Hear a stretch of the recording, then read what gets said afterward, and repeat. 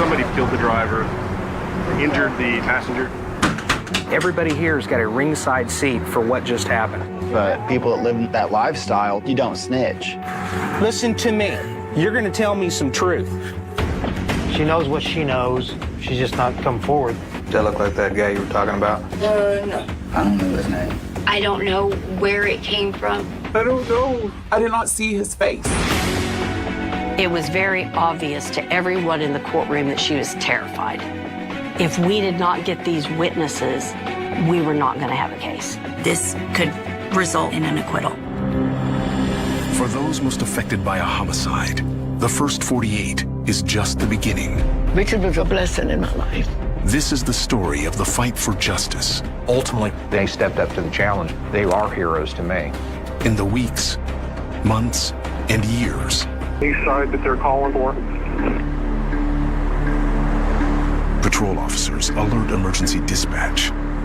They've got somebody flagged down who's shooting victims at the tonight's inn. Inside a parked SUV, they find a man and a woman shot. Before, make sure there's 2 empty units down there. Start the crime scene. You can already start homicide. We have 1 definitely down. 10-4, get them going. We have 1 business.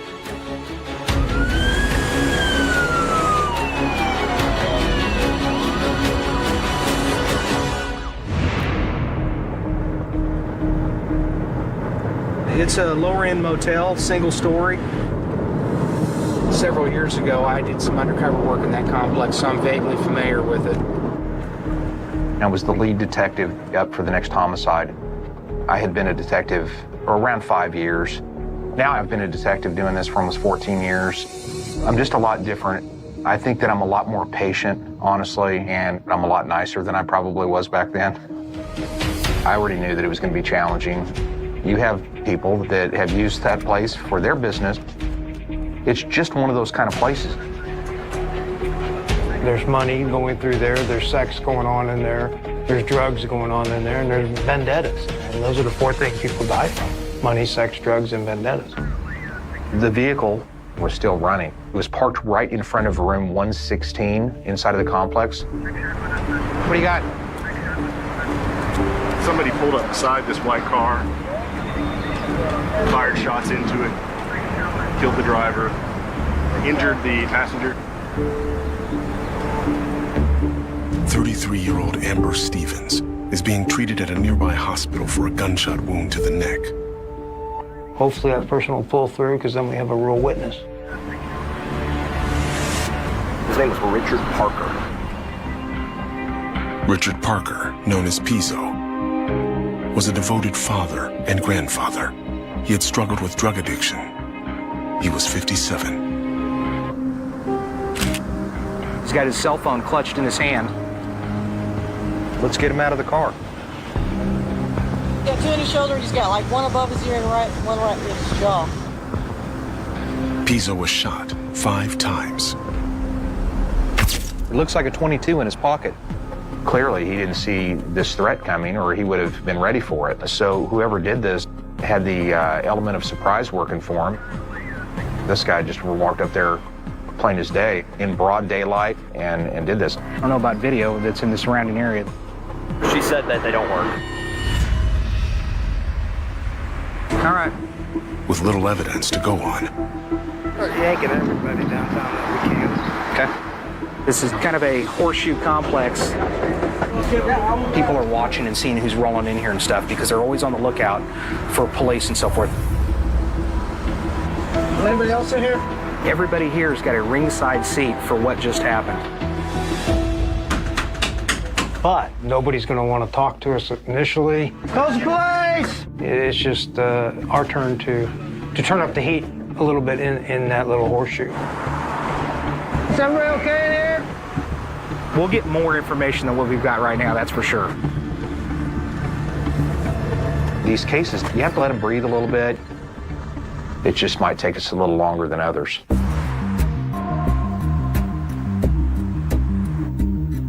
Three hours in, the witnesses the team rounded up will have to wait. The first shooting victim has already been released. White wants the woman who survived to be interviewed first. The bullet got removed from her neck. They pulled it out intact. It appears to be a large caliber weapon. You know, she's lucky to be walking. So I will go talk to her. In an optimal situation, we would like to wait a couple of days before we were able to actually sit down and talk with a victim. But if you wait, she may be intimidated, may be threatened, may move on and become incredibly difficult to find. Okay, Amber. You comfortable as much as possible? You okay? Okay. I just need you to be truthful with me. How did you get hooked up with Pizzo today? It wasn't nothing new for us to pull in over there. I've been in. Amber says she occasionally helps Pizzo deliver drugs at the motel. So today wasn't really nothing different. She just happened to be in the wrong place, wrong time. So you guys pull in front of this room. Then what happened? She came over to the window. Remember anything? She says a woman started talking with Pizzo. And all I remember is her saying is she needs some ice. Okay. Ice is a street term for crystal methamphetamine. This may have been a setup to try to distract him. You know this lady No, chick I do personally? not. No, I do not. I don't remember anything about the conversation. I don't even know what I was doing. When I was sitting there in the car, I don't know where it came from. The pops went off. It was just like somebody had taken like a trash bag and just just went really fast. I don't know if somebody was running. I don't know. I really don't. She said, I didn't see the shooter. It was disappointing. Amber had stated that there was another woman that was speaking to Richard Parker. I wanted to find who she was. That's the number one way that we've solved these cases, by just starting to talk to people. And we had a huge roundup. Hey, I need you to wake up for me if you don't mind. Tell me what happened today. It sounded like the loudest firecracker you got. Were you there to buy dope? Yeah, I do my dope. I ain't gonna lie. All right, what happened? Somebody's dead. That was all I know. You saw nothing. Half the other people standing out there saw nothing. I heard shots. I didn't look. Like you said, just watch the golf tournament. Are you high right now? You're killing me. After hours in the interview room, So you don't know nothing about nothing. All right. I really did have hope. And to my surprise, we got nothing. You're just dealing with people that float around a lot. Everybody works with street names or first names, and nobody knows last names. But that's just what we're dealing with. We weren't getting the full story. We weren't going to get a quick solve. It just wasn't going to happen right away. We were really in a bad spot at this point. And I needed heroes. 8 hours into the investigation, We left 2 detectives behind at the complex. Maybe some additional witnesses may come forward. And in fact, Nathan Schilling called me up. Go ahead. Hey, got your star witness. Great. What's the story? He sees the shooting. Yes, that's what I'm talking about. All right. Good. That's good stuff right there. an hour later, the eyewitness who lives at the motel comes forward. I appreciate you coming down here. You really are hoping for somebody that's going to tell you what they saw, what they actually saw. Tell me what happened today. She comes over and she was talking to my wife, and then my wife was... He says a woman who stays at the motel stopped by their room. She's a working girl. She white? Yeah, she's white. Blonde hair. It's very, very curly. She's shorter than me. I want to say she's not fat. She's thick. She started telling my wife these stories.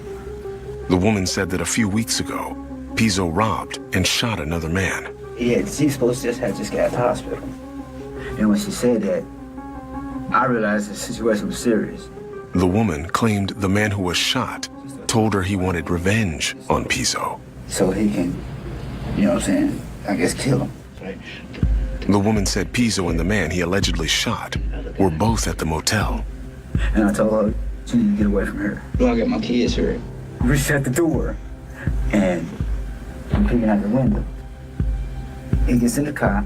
He says Pizzo was about to leave with Amber when the woman approached Pizzo's SUV. The cop tried to pull us up. What does he do? He had a gun.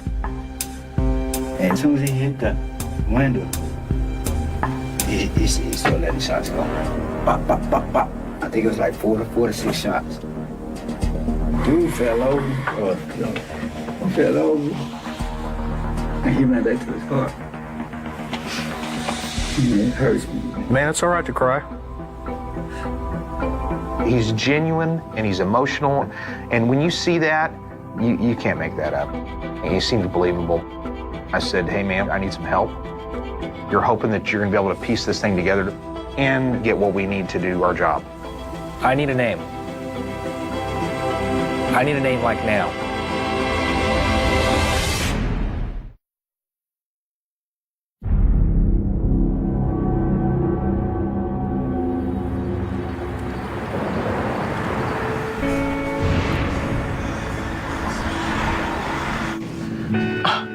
Look at her. Look at that.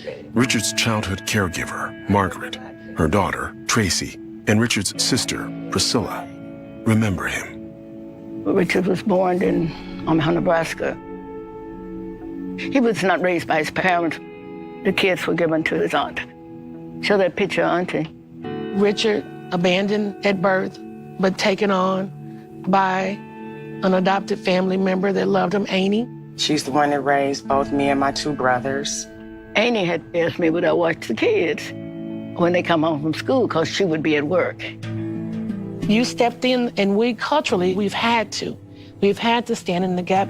That village power that was it's in our blood. And when we talk about a village, it's an African proverb. It means that I am watching out for you and you are watching out for me. And he missed his mom. Even when he was smiling, I saw the unhappiness in his eyes. And the cards that were dealt to him, the life that he had growing up, we can understand the decisions that he made. Not that we agree with it, but we also see the good in him and the good that existed in him. It was the drugs that kept him down when he was on the drugs. He didn't have to think about all the other things. No mom, no dad. I was not mom, and I knew that. But I never stopped being that mother figure for him.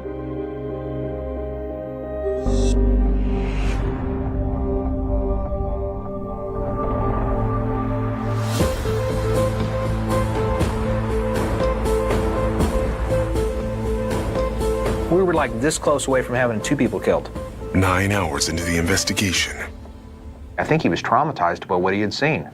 And you could tell that, but when I needed information about the suspect. I don't know his name. You know my street name? My wife did. It's nice to know that there are some people that exist out there in the world that don't want these individuals out there running around. He led us another piece to the puzzle.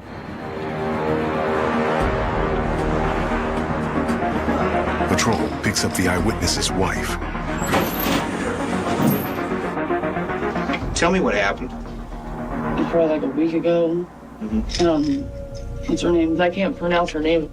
She told me that the guy Pizzo was after Pizzo, and he wanted her to knock on the door to get him to come outside so he could kill him. So it was probably about 5, maybe. She came to my room and she said, they're both here. I was standing there looking out the window, and I seen the gold car. She was able to provide me additional information. The suspect drove a gold Ford Fusion. And then he jumped out of his car and ran up. I mean, I saw him like 5 or 6 times. I need some help telling me a name. Do you have any ideas? Giovanni or something like that. Giovanni or something like that. She says she doesn't know if Giovanni is the suspect's real name. He looked like he was maybe 5'7", 5'8", maybe. Dark-skinned. Her husband and her, they stepped up to the challenge, and they are heroes to me. Let's try Facebook. I started trying to do variations of Giovanni. Let's try that. We didn't have anything else to work with. Hey, bro. Hey. Does that look like that guy you were talking about?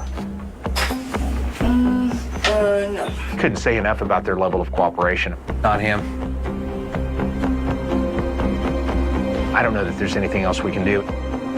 At this point, you're spent. 13 hours in, I'm going to be giving an undercover narcotics guy a call. He's kind of what I would consider one of my soldiers out there. White's best hope to identify his suspect, Giovanni, could be finding the woman who knows him. Hey, bro, what's up? What's up?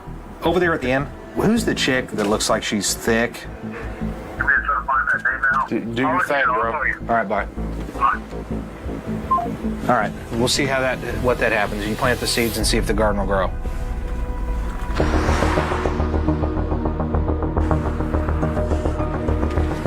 I put the word out on the streets that, man, I'm looking for this person. Both cops and individuals. There's going to be those of us that have informants can go out there and say, who is this person? Who's talking? It's not rocket science. It's looking. She'll pop out. She's probably in a motel room right now.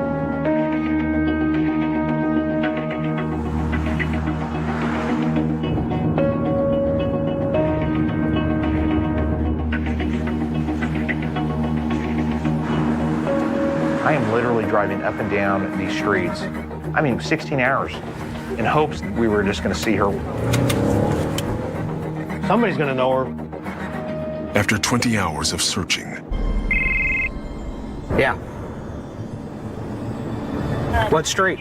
What street? A confidential informant tells White where he can find the woman who may have set Pizzo up. Where? And I got over there as quick as I could. It took me about 3 minutes. Where is she? She on foot? Somewhere right here. She's on foot. She may have jumped in a vehicle. Gosh. By that time, she's already in another car. Has a white shirt pulled up behind her head. All right. Keep looking. God bless. Freaking kidding me. That's her.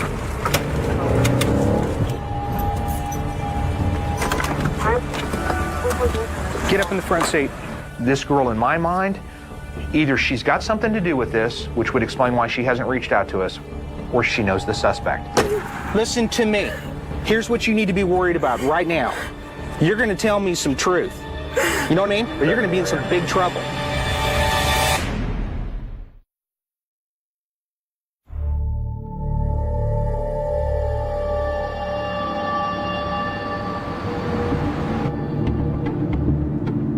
I was already kind of wound up, and I hadn't even met her yet. I didn't even know her name. I didn't mean to get upset with you. Been looking for you for freaking days. Is the girl okay? She's gonna live. When she asked me about how the female was, then I knew that she knew a little bit more.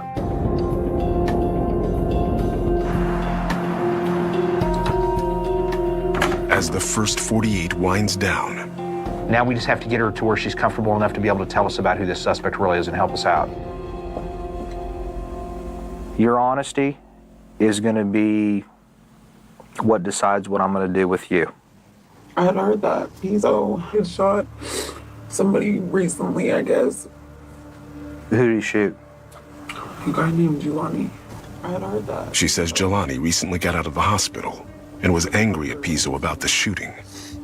I felt like I was in the middle because I was friends with Pizzo and I was friends with Jelani. She knew the suspect and the victim. She's conflicted because she's in that spot. Okay, and then what happened? Pizzo called me out to the car and I was standing there and I'm talking to him. I seen a guy running towards me and I stepped back and that's when he shot Pizzo. Who's he? I don't know. Actually, I did not see his face. I'm not saying that it wasn't Jelani, but I can't tell you that it was Jelani either. You know exactly who shot him. My blood was boiling a little bit. I really wasn't in the mood to play games. Why are you being so towards me? Because I've been wasting my... Pizzo was my friend too. You understand that? Pizzo was my friend. She was getting on to me. She was hurting, and I guess I needed to be reminded of that. The word on the streets is that you helped set this up. Nobody's ever asked me to set anybody up. I didn't call Bizo over there. He just showed up. I believe most of what she said, but I have no doubt in my mind she knows that it was him. She was in a real emotional spot. She liked the suspect, and she liked the victim. That's a tough thing that we're asking her to do. She's upset. She knows what she knows. She's just not come forward. Jelani, did he give you his number? It's in there. Then we get a phone number for him, which was great, and then we let her go. As far as her being in the planning of this, no. I'm not feeling that now. We're going to find her again. That's our hope.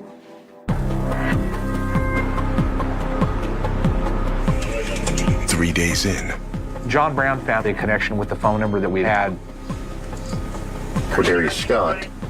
He's got a lengthy record, got some assault, dangerous drugs. This is big. We're going to take it to my witnesses. If they do identify him, then that's huge.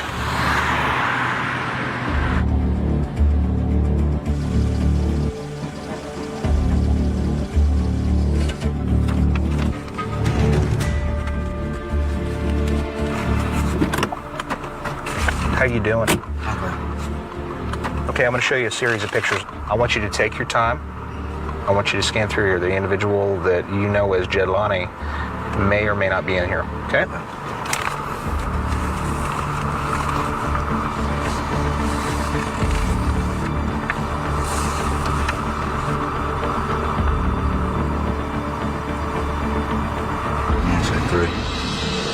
And then he comes out and he picked out Cordarius, so that was enough for us to be able to move forward here. See, my man, the feeling that you have at that moment is just, it's hard to describe. I mean, you were really invested. All right, one of my witnesses positively ID'd our suspect. You're hard charging. You just don't give up, and you keep pushing and pushing and pushing, and it pays off. I'm going to give you guys where we're at right now and what we need, basically. We have a close working relationship with our fugitive warrants team. We tell them we're looking for a car. Jelani drives the gold Ford with tinted windows. I'm 90% sure that he's the shooter. On the bright side, there's 85 Ford Focuses registered to the town of Tulsa. Well, there was a little sarcasm. We're only looking for that one. I don't know how, but we're going to find it. We ready? While White and Leatherman stake out a motel where the woman who knows Cordarius is staying.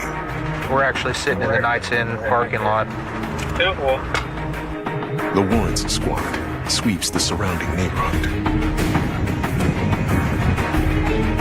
Now that we got the name, it's just a matter of finding him. It's time to make sure we catch him before he hurts again.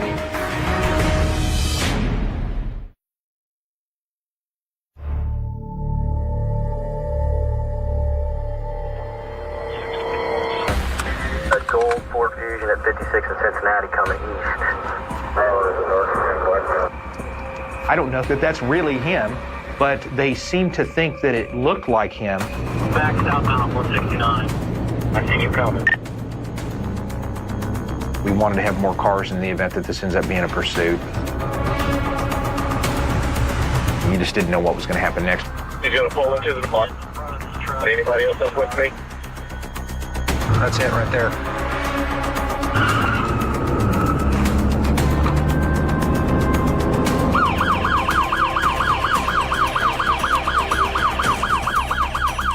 You have serious concerns because we're in a freaking drive-through, for God's sake.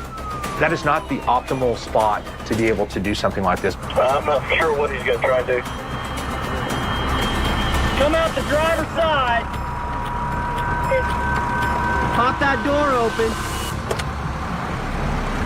We were just hoping that nobody was hurt in the process. Start walking backwards towards my boys. Now you walk towards the guy in the red shirt. And then he was brought downtown.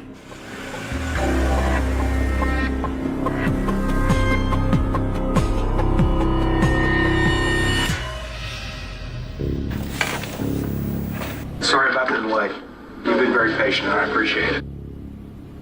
Do you go by these street names? Jelani?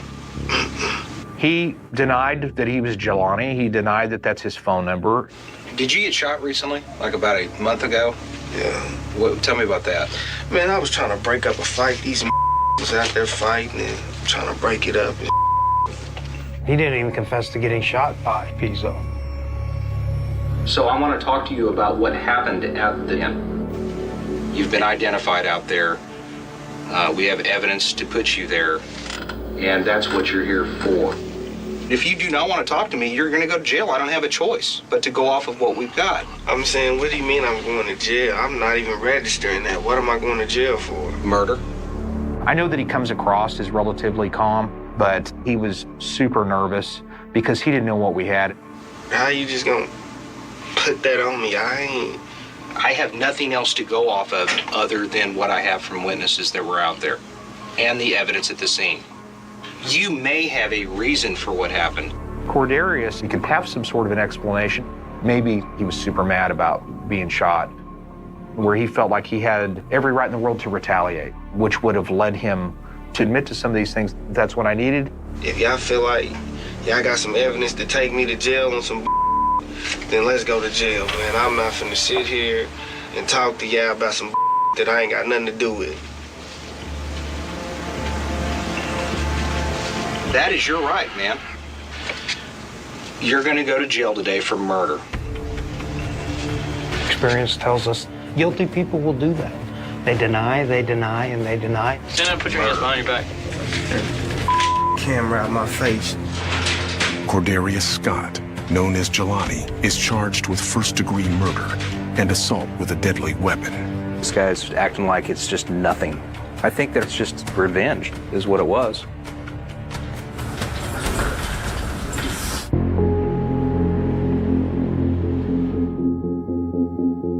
We've got some exceptional prosecutors that are very good at their jobs. But we already knew it was going to be a tough case. We don't have fingerprints. We don't have video. So the people that saw what happened are so crucial. With the preliminary hearing only 2 months away, We had to make sure that we could get 3, 4, 5, 6 witnesses, as many as we possibly could, so that we could adequately tell the story to the jury of what happened. When I spoke to Julie Doss, we already knew it was going to be miserable to get all these witnesses corralled. We're talking transient people that go all over the place. The victim witness advocates makes the initial contact with any of these witnesses. In this case, I had Heather Jordan. This case was a lot of work because it's people that don't want to be found, and I'm responsible for keeping them around and found for potentially years. If we did not get these witnesses, we were not going to have a case.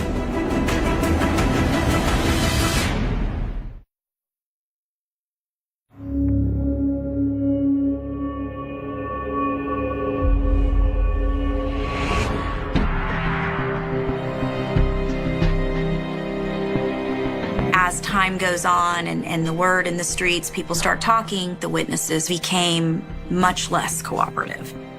Even as early as the preliminary hearing, warrants were already having to be issued for various witnesses. Amber was a challenge. When I was sitting there in the car, I don't know where it came from. The pops went off. A victim of a crime is not forced to testify. Not only was she shot, but she was scared. She has a right to say, I don't want to do this. The initial charges in this case included an assault and battery with a deadly weapon regarding Amber. So I felt it imperative that we have Amber Stevens testify.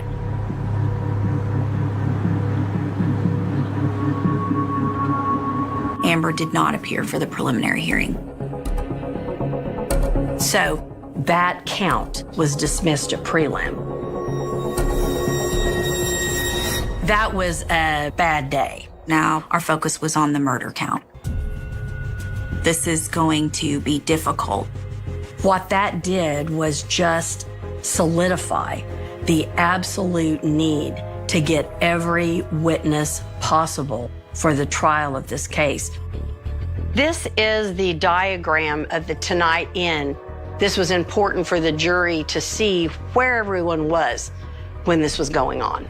Here was Richard Parker. In the passenger seat was Amber.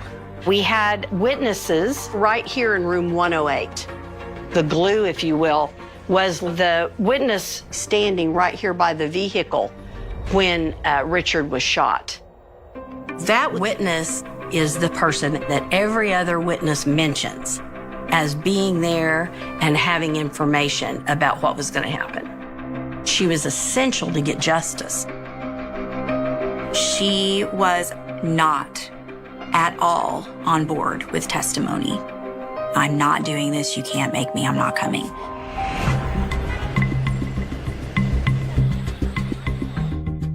She was brought before the judge. She convinces the judge that she'll show up, she's sorry. She was released, but with an ankle monitor. And those ankle monitors are tracked. There's places you can go and places you can't go. And there's this very clear list of rules as to the ankle monitor.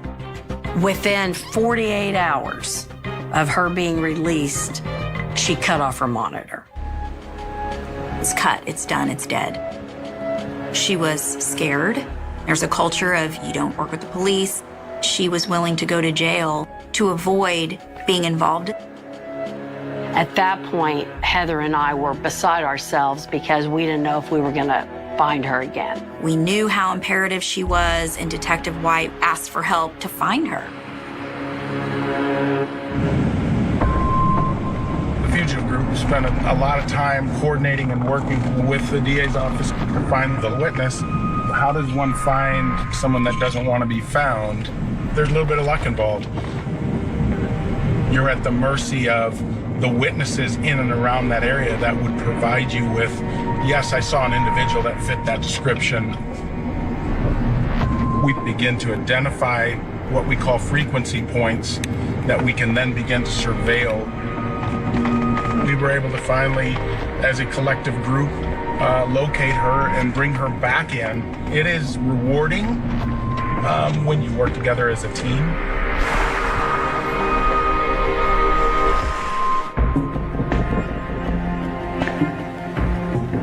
We requested she be held without any kind of bond, and she was in jail for months waiting on the trial. As Das prepares for Cordarius Scott's court date, the witness who knows him poses a new challenge. She was still hesitant to be forthcoming with the information that we knew she had, information that she had already told the detectives. These are not trick questions. This is not a test. You've already said these things. She kind of dug her heels in and was like, nope, I don't remember. It's very customary in a prosecution interview to show an individual their video with the police. And that was offered. I had never had this happen before. She didn't want to watch the video. She was very defiant, would not do it.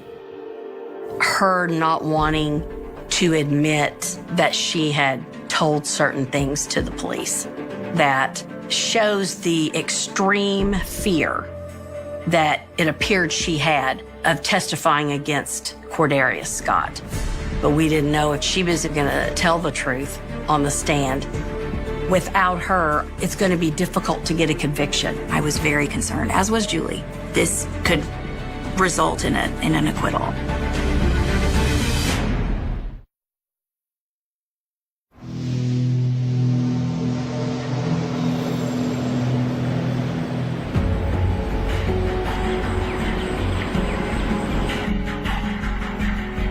Absolute hours upon hours upon hours to get this case ready for trial. We were all very focused. So Julie and I got together and we were going over every witness She was running with a group of people that were involved in criminal activity. She was also in that vehicle. He was an eyewitness to the shooting. He and his wife were raising small kids at this hotel. He IDs Cordelia Scott as the shooter. She was emotional about the entire situation. This witness was able to corroborate the stories of the others. She's living a lifestyle that is extremely dangerous, mainly on the streets. Probably single most important witness. This witness is corroborating this witness, is corroborating this witness. Maybe one of these witnesses alone might not convince a jury, but when you put all 6 of them together, aha.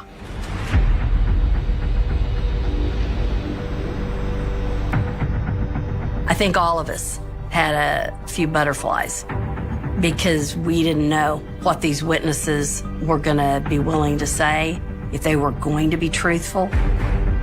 As Doss calls each to the stand, her strategy plays out before the jury. There was enough evidence that lined up between them that was important enough information to trust. The bits and pieces that were said, I believed. The jury is getting to see these individuals that clearly don't want to be testifying, but they're giving this information to the jury that all fits together. The defense gave pretty intense cross-examination and implied that this was a group of people of society that was not credible.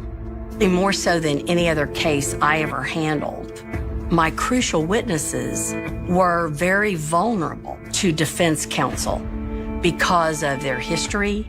For their life, why would you have your kids in a place like that?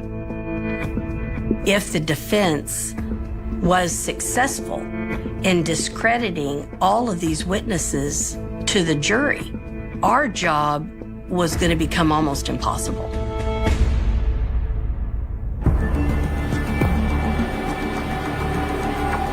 Doss calls her key witness to the stand. When the witness that was familiar with Cordarius testified, it was very obvious to everyone in the courtroom that she was terrified. That side of town can be scary. I've lived over there. People that live in that lifestyle, you don't snitch. In my direct examination, I asked the witness questions about things that she had admitted during her interview to police. And yet she would not admit those things. So we play her video in front of the defendant and his counsel. The jurors were not in the room. And she was shaking at times, looking over at the defendant.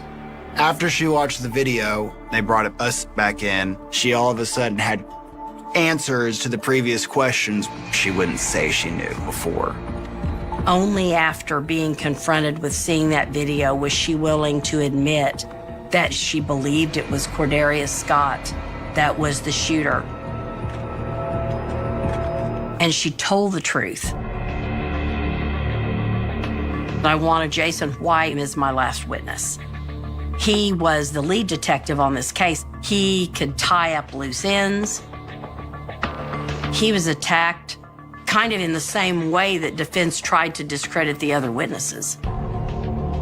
It's a tactic. They're little antics that they like to try to do to get under your skin. It's interesting to contemplate as to how the jury reacts when someone like a homicide detective is being cross-examined in attack mode in the same way as the lay witnesses were. The defense attorney was pretty intense on him, but he stayed solid on it. The defense's argument was the Tulsa Police Department just rushed to judgment to get a suspect as soon as they could. That was offensive.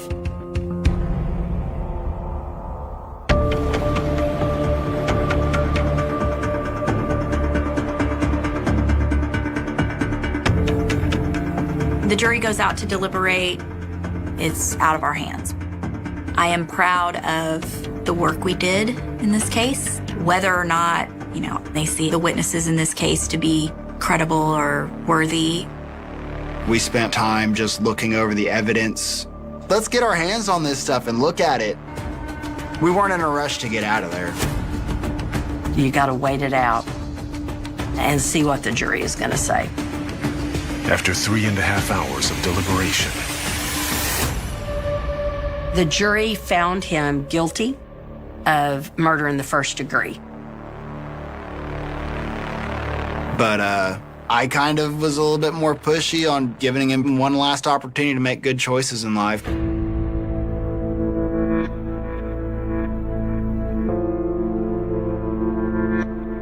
The jury saw that our witnesses were worthy of being considered and being believed. Richard's family was very appreciative. When they said guilty, it was the saddest moment for me. As sad as when Richard passed, because she too had lost a child, his mother. I forgave him, and if I could have set him free, I probably would have. That sounds crazy, doesn't it? nearly 10 years after Richard's death. I want us to make a difference. Absolutely. Margaret honors his legacy with a local nonprofit. We're trying to set up a village so that we can wrap around those kids. We want to work with children 16 to 25 who has had problems with the police, lead them to another level of life, a better life. To get out here in the community and show them the skills that we've taught ourselves. When Richard started having issues, I didn't know how to help my baby. But I gave him all I had to give. It's the greatest thing we can give anybody, just to love them unconditionally. You knew how to be a mother. And that's what people needed, and that is healing. So healing. I can reach the children by just being there to say you're okay. You telling the story right now, this is purpose. Now other people will know that there's an opportunity for them to change and be different. Richard was a blessing in my life. But I can take his story and make a change in somebody else's life. I think he would say, thumbs up. Texas 1991. Cold case cracked. Shocking arrest ends 35-year mystery. September 17th. Sill 1991. Arlington, Texas. A 25-year-old woman walked out of her home expecting to meet a client. She never came back. 5 days later, her body was found dumped on private property in a rural part of Johnson County. She had been shot multiple times. Her name was Cynthia Gonzalez. For 34 years, the case remained open. No arrest. No courtroom. No final answer. Then, in November 2025, detectives made a shocking arrest. But the story did not end there. Because months later, a grand jury would refuse to indict the woman police had accused. And suddenly, the case that everyone thought had finally been solved was standing at the edge of another mystery. Cynthia Gonzalez disappeared on the evening of September 16th, Sill 1991. The next day, her ex-husband reported her missing. Investigators learned that Cynthia worked as an adult entertainer and had left her Arlington home to meet a client. That meeting was supposed to be routine. Instead, it became the last confirmed chapter of her life. Hours after she was reported missing, police found her vehicle abandoned in a neighborhood on the 900 block of Cedar Springs Terrace. The car was there. Cynthia was not. That was the first warning. A vehicle left behind. A woman gone. And no obvious explanation. Investigators immediately considered kidnapping. They began searching. They questioned people who knew Cynthia. They examined her relationships. They looked at her work. They followed every lead they could find. But in 1991, a missing woman could disappear into a gap that technology could not close.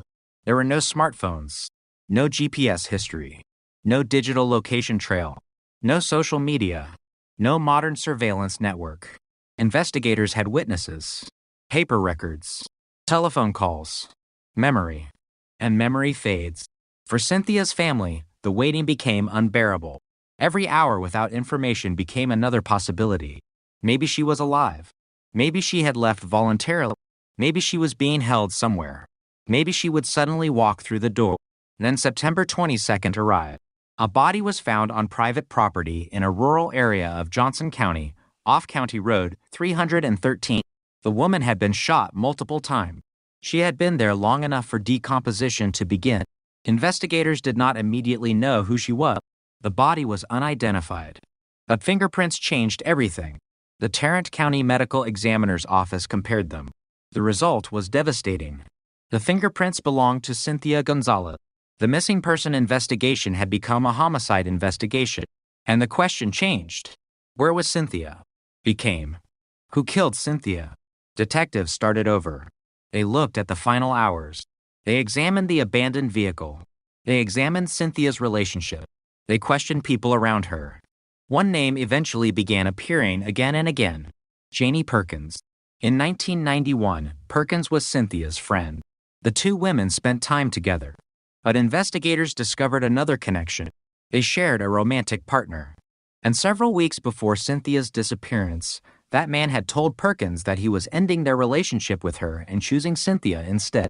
That detail changed the emotional landscape of the investigation. There was jealousy. There was rejection. There was a friendship suddenly placed under pressure. And there was a woman who, according to investigators, had strong feelings about the breakup. Perkins became a person of interest. But suspicion was not enough. Police questioned her. They asked where she had been on the night Cynthia disappeared. She could not provide an alibi investigators could verify. Then detectives asked another question. Did she know who killed Cynthia? Perkins said no. Did she kill Cynthia? Again, no. She voluntarily took a polygraph examination. She failed. Investigators administered another. Again, the result indicated deception. But a polygraph was not enough, and it was not admissible as proof of guilt.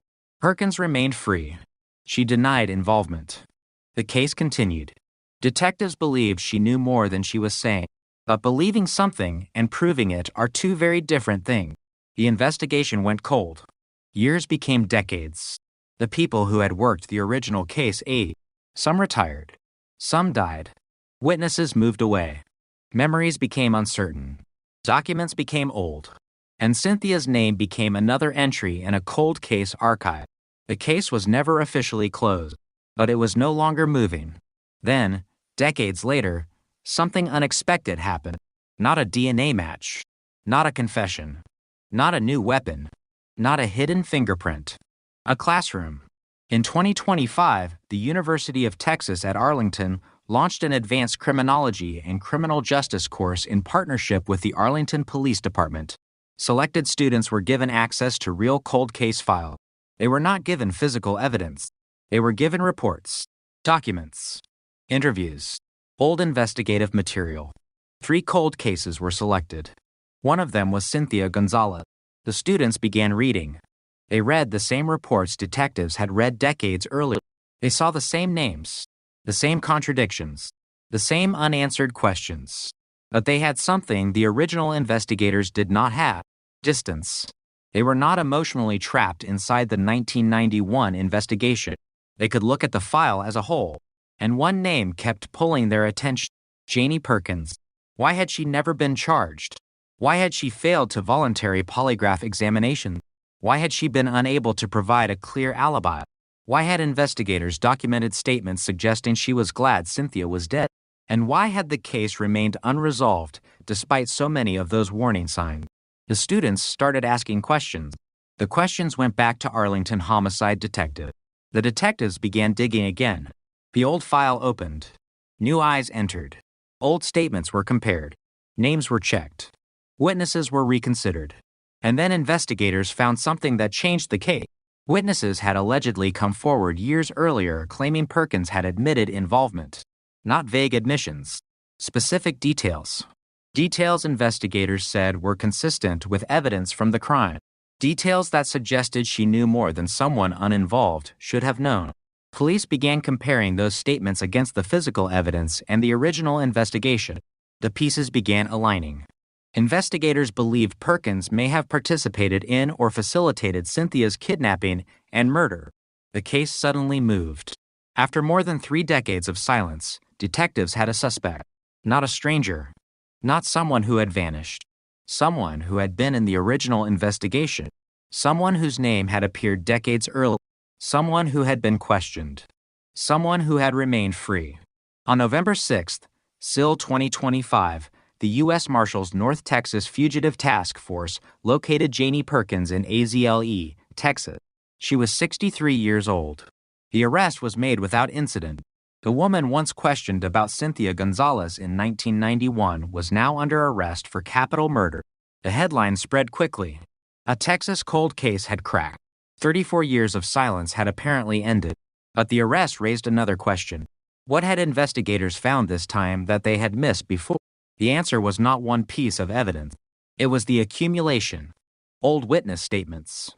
Earlier statements attributed to Perkins. The absence of a convincing alibi. Her relationship with Cynthia. The romantic triangle. The alleged admissions. And the comparison of those statements with the known facts of the murder. Police believed the evidence showed Perkins had either participated in the kidnapping and murder or helped facilitate it. For Cynthia's family, the arrest was enormous. For decades, there had been no name to attach to the crime, no person to confront, no arrest photograph, no courtroom.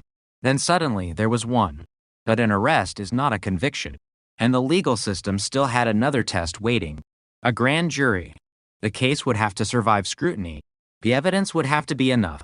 The allegations would have to become a charge capable of moving forward. And that is where the story took another unexpected turn. March 2026. A Tarrant County grand jury reviewed the case. The result was not an indictment. It was a no bill. The grand jury declined to indict Perkins. The capital murder case did not move forward. The arrest that had shocked Texas did not become a prosecution. Perkins maintained she was not involved. Her family expressed gratitude for the grand jury's decision. And suddenly, the phrase solved became complicated. Because the police investigation had reached one conclusion. The grand jury reached another. Cynthia Gonzalez was still dead. The location where her body was found was still real. The 1991 evidence was still there. The witnesses were still part of the record. The old statements still existed. But legally, the case remained without a conviction. The cold case had cracked. Then it closed again. And that is what makes the Cynthia Gonzalez investigation so haunting. The mystery is not simply about who disappeared. It is about how a case can survive for more than 3 decades, suddenly explode back into the public eye, produce an arrest, and still leave the central question unanswered. Who killed Cynthia Gonzalez? Investigators once believed the answer was Janie Perkins. They said the old evidence pointed toward her. They said witnesses had reported admission. They said details allegedly known to Perkins matched the evidence. But a grand jury did not indict her. That means the final legal answer remains unresolved. For Cynthia's daughter, the decades have never been just dates. September 16th. SIL 1991. The last night her mother was known to be alive. September 17th. The missing person report. September 22nd. The discovery of the body. November 6th. 2025. The arrest. March 20th. SIL 2026. The no bill. Each date is another mark on a timeline that refuses to end. And somewhere inside that timeline is the missing moment. The moment Cynthia left her home. The moment she entered a vehicle or met someone. The moment her life changed. The moment the killer decided she would not return. Those minutes are gone. But the evidence remains. The abandoned vehicle. The rural road. The gunshots. The old interviews. The alleged confessions. The failed polygraphs. The relationship that investigators believed created a motive. The students who reopened questions detectives had stopped asking. And the arrest that briefly made the world believe the mystery was over. It was not. Because a cold case is not truly solved by a headline. It is solved when the evidence survives every question, every challenge, every courtroom, every doubt. Cynthia Gonzalez never received that final answer. Her family came closer to one in 2025 than they had in decades. But the grand jury's decision in 2026 left the case hanging in the same darkness that had surrounded it since 1991. 35 years of questions. One shocking arrest. One unexpected legal reversal. And a murder that still refuses to disappear. The road in Johnson County is quieter now. The world around it has changed. But the question remains. Who took Cynthia Gonzalez from Arlington in September 1991? Who drove her away? Who fired the shots? And who, after all these years, still knows the truth? The case was once buried in a box. Then a classroom opened it. 15 students began reading. A forgotten name surfaced. Detectives looked again. A woman was arrested. And for one brief moment, a family believed the nightmare might finally have an end date. Then the grand jury said no. And the silence returned. But Cynthia's name is no longer buried. The file is open. The questions are alive. And somewhere inside those old pages may still be the detail that changes everything. Because sometimes a cold case does not end with an arrest. Sometimes the arrest is only the moment the real mystery begins. The file had been sitting there for years. Not forgotten. Not officially closed. Just waiting. A name. A photograph. A missing person report from September 1991. And a homicide investigation that had never produced an arrest. Cynthia Gonzalez was 25 years old when she disappeared. She lived in Arlington, Texas. On the evening of September 16th, still 1991, she left her home to meet a client. That was the last confirmed sighting of her alive. The next day, her ex-husband reported her missing. At first, investigators did not know what they were dealing with. A missing woman, an abandoned vehicle, an unexplained absence. Maybe Cynthia had left voluntarily. Maybe something had happened on the road. Maybe someone had taken her. The possibilities were endless. And in 1991, investigators had far fewer ways to eliminate them. There was no smartphone to track, no GPS history, no digital payment trail, no social media post showing where someone had been. There was only the evidence left behind. And Cynthia's car was one of the first pieces. It was found abandoned in a neighborhood on the 900 block of Cedar Springs Terrace. Cynthia was nowhere nearby. Her vehicle was there. She was not. That discovery changed the urgency of the search. Police began considering the possibility that she had been kidnapped. Officers searched. Detectives questioned people. They followed leads, but the clock was already moving. Every hour mattered. Every missing hour made the reconstruction harder. Then came September 22nd. 5 days after Cynthia was reported missing, a body was discovered on private property in a rural area of Johnson County, off County Road 313. The woman had been shot multiple times. Her body was decomposing. At first, investigators did not know her identity. There was no immediate answer. No family waiting at the scene. No name attached to the body. Just another unidentified victim. Then the fingerprints were compared. The Tarrant County Medical Examiner's Office made the identification. Cynthia Gonzalez. The missing person case was over, but the murder investigation had just begun. Her family had spent days hoping she might still be alive. Now they had an answer. The worst possible answer. Cynthia was dead, and someone had killed her. The investigators now had to reconstruct a life that had ended somewhere between Arlington and that isolated stretch of Johnson County. They needed to know where she had gone, who she had met, who had spoken to her, who had seen her, and most importantly, who had a reason to want her dead. The case generated leads. Investigators looked at people connected to Cynthia. They looked at her work. They looked at her personal relationship. They examined the circumstances surrounding her disappearance. And eventually, attention turned towards someone who was not a stranger, Janie Perkins. Perkins had been Cynthia's friend. The two women frequently spent time together. From the outside, there was nothing immediately extraordinary about the relationship, but investigators discovered a complication. The two women shared a romantic partner, and several weeks before Cynthia's murder, that man told Perkins he was ending their relationship with her. He was choosing Cynthia. That detail became important, because suddenly there was a possible emotional conflict, friendship, jealousy, rejection, and a relationship that had changed shortly before Cynthia disappeared. Investigators began looking more closely at Perkins. Where was she the night Cynthia vanished? Could she account for her movements? Was there anyone who could confirm where she had been? According to Arlington police, Perkins could not provide the original investigators with an alibi for the night Cynthia went missing. That did not prove she had committed a crime, but it kept her in the investigators' attention. Then came the polygraph examination. Perkins voluntarily took one. Investigators asked whether she knew who killed Cynthia. She failed. She took another. Again, investigators interpreted the results as deceptive, but there was a critical limitation. A polygraph is not proof of guilt. It cannot tell investigators with certainty whether someone committed a murder, and it cannot replace physical evidence. Perkins maintained she was not involved. She was never charged. The case continued without an arrest. Years passed.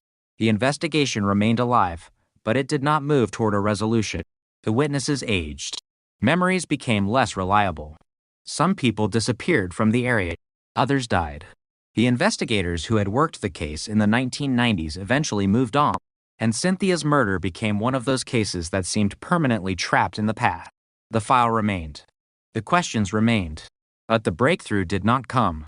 Then something changed in 2024. The case was assigned to a current Arlington homicide detective for review. The detective initially believed there was no new evidence and no obvious new lead to pursue. That might have been the end of it. Another review. Another cold file. Another case without an answer. But the detective agreed to keep the investigation open. That decision became important because in 2025, Arlington police entered into an unusual partnership with the University of Texas at Arlington. The idea was simple. Give selected criminology and criminal justice students access to real cold case files. Let them examine the reports. Let them identify inconsistency. Let them ask questions.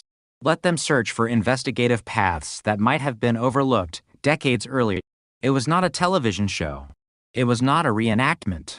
The students were working with actual case materials provided by the department. Physical evidence was excluded, but they could review reports and investigative documents. Cynthia Gonzalez's case was one of 3 selected. The students began reading, page after page, report after report, witness statement after witness statement. 34 years of investigation compressed into a case file. They were not there in 1991. They had not watched Cynthia disappear. They had not stood beside the abandoned vehicle. They had not walked the rural property where her body was found. They had no personal connection to the original assumption. That distance mattered. They could ask questions without being trapped by the expectations of the original investigation. And one question kept returning. Why Janie Perkins? The students began examining her role. They looked at the relationship between Perkins and Cynthia. They looked at the shared romantic partner. They looked at the timing of the breakup. They looked at the lack of a verified alibi. They looked at the polygraph results.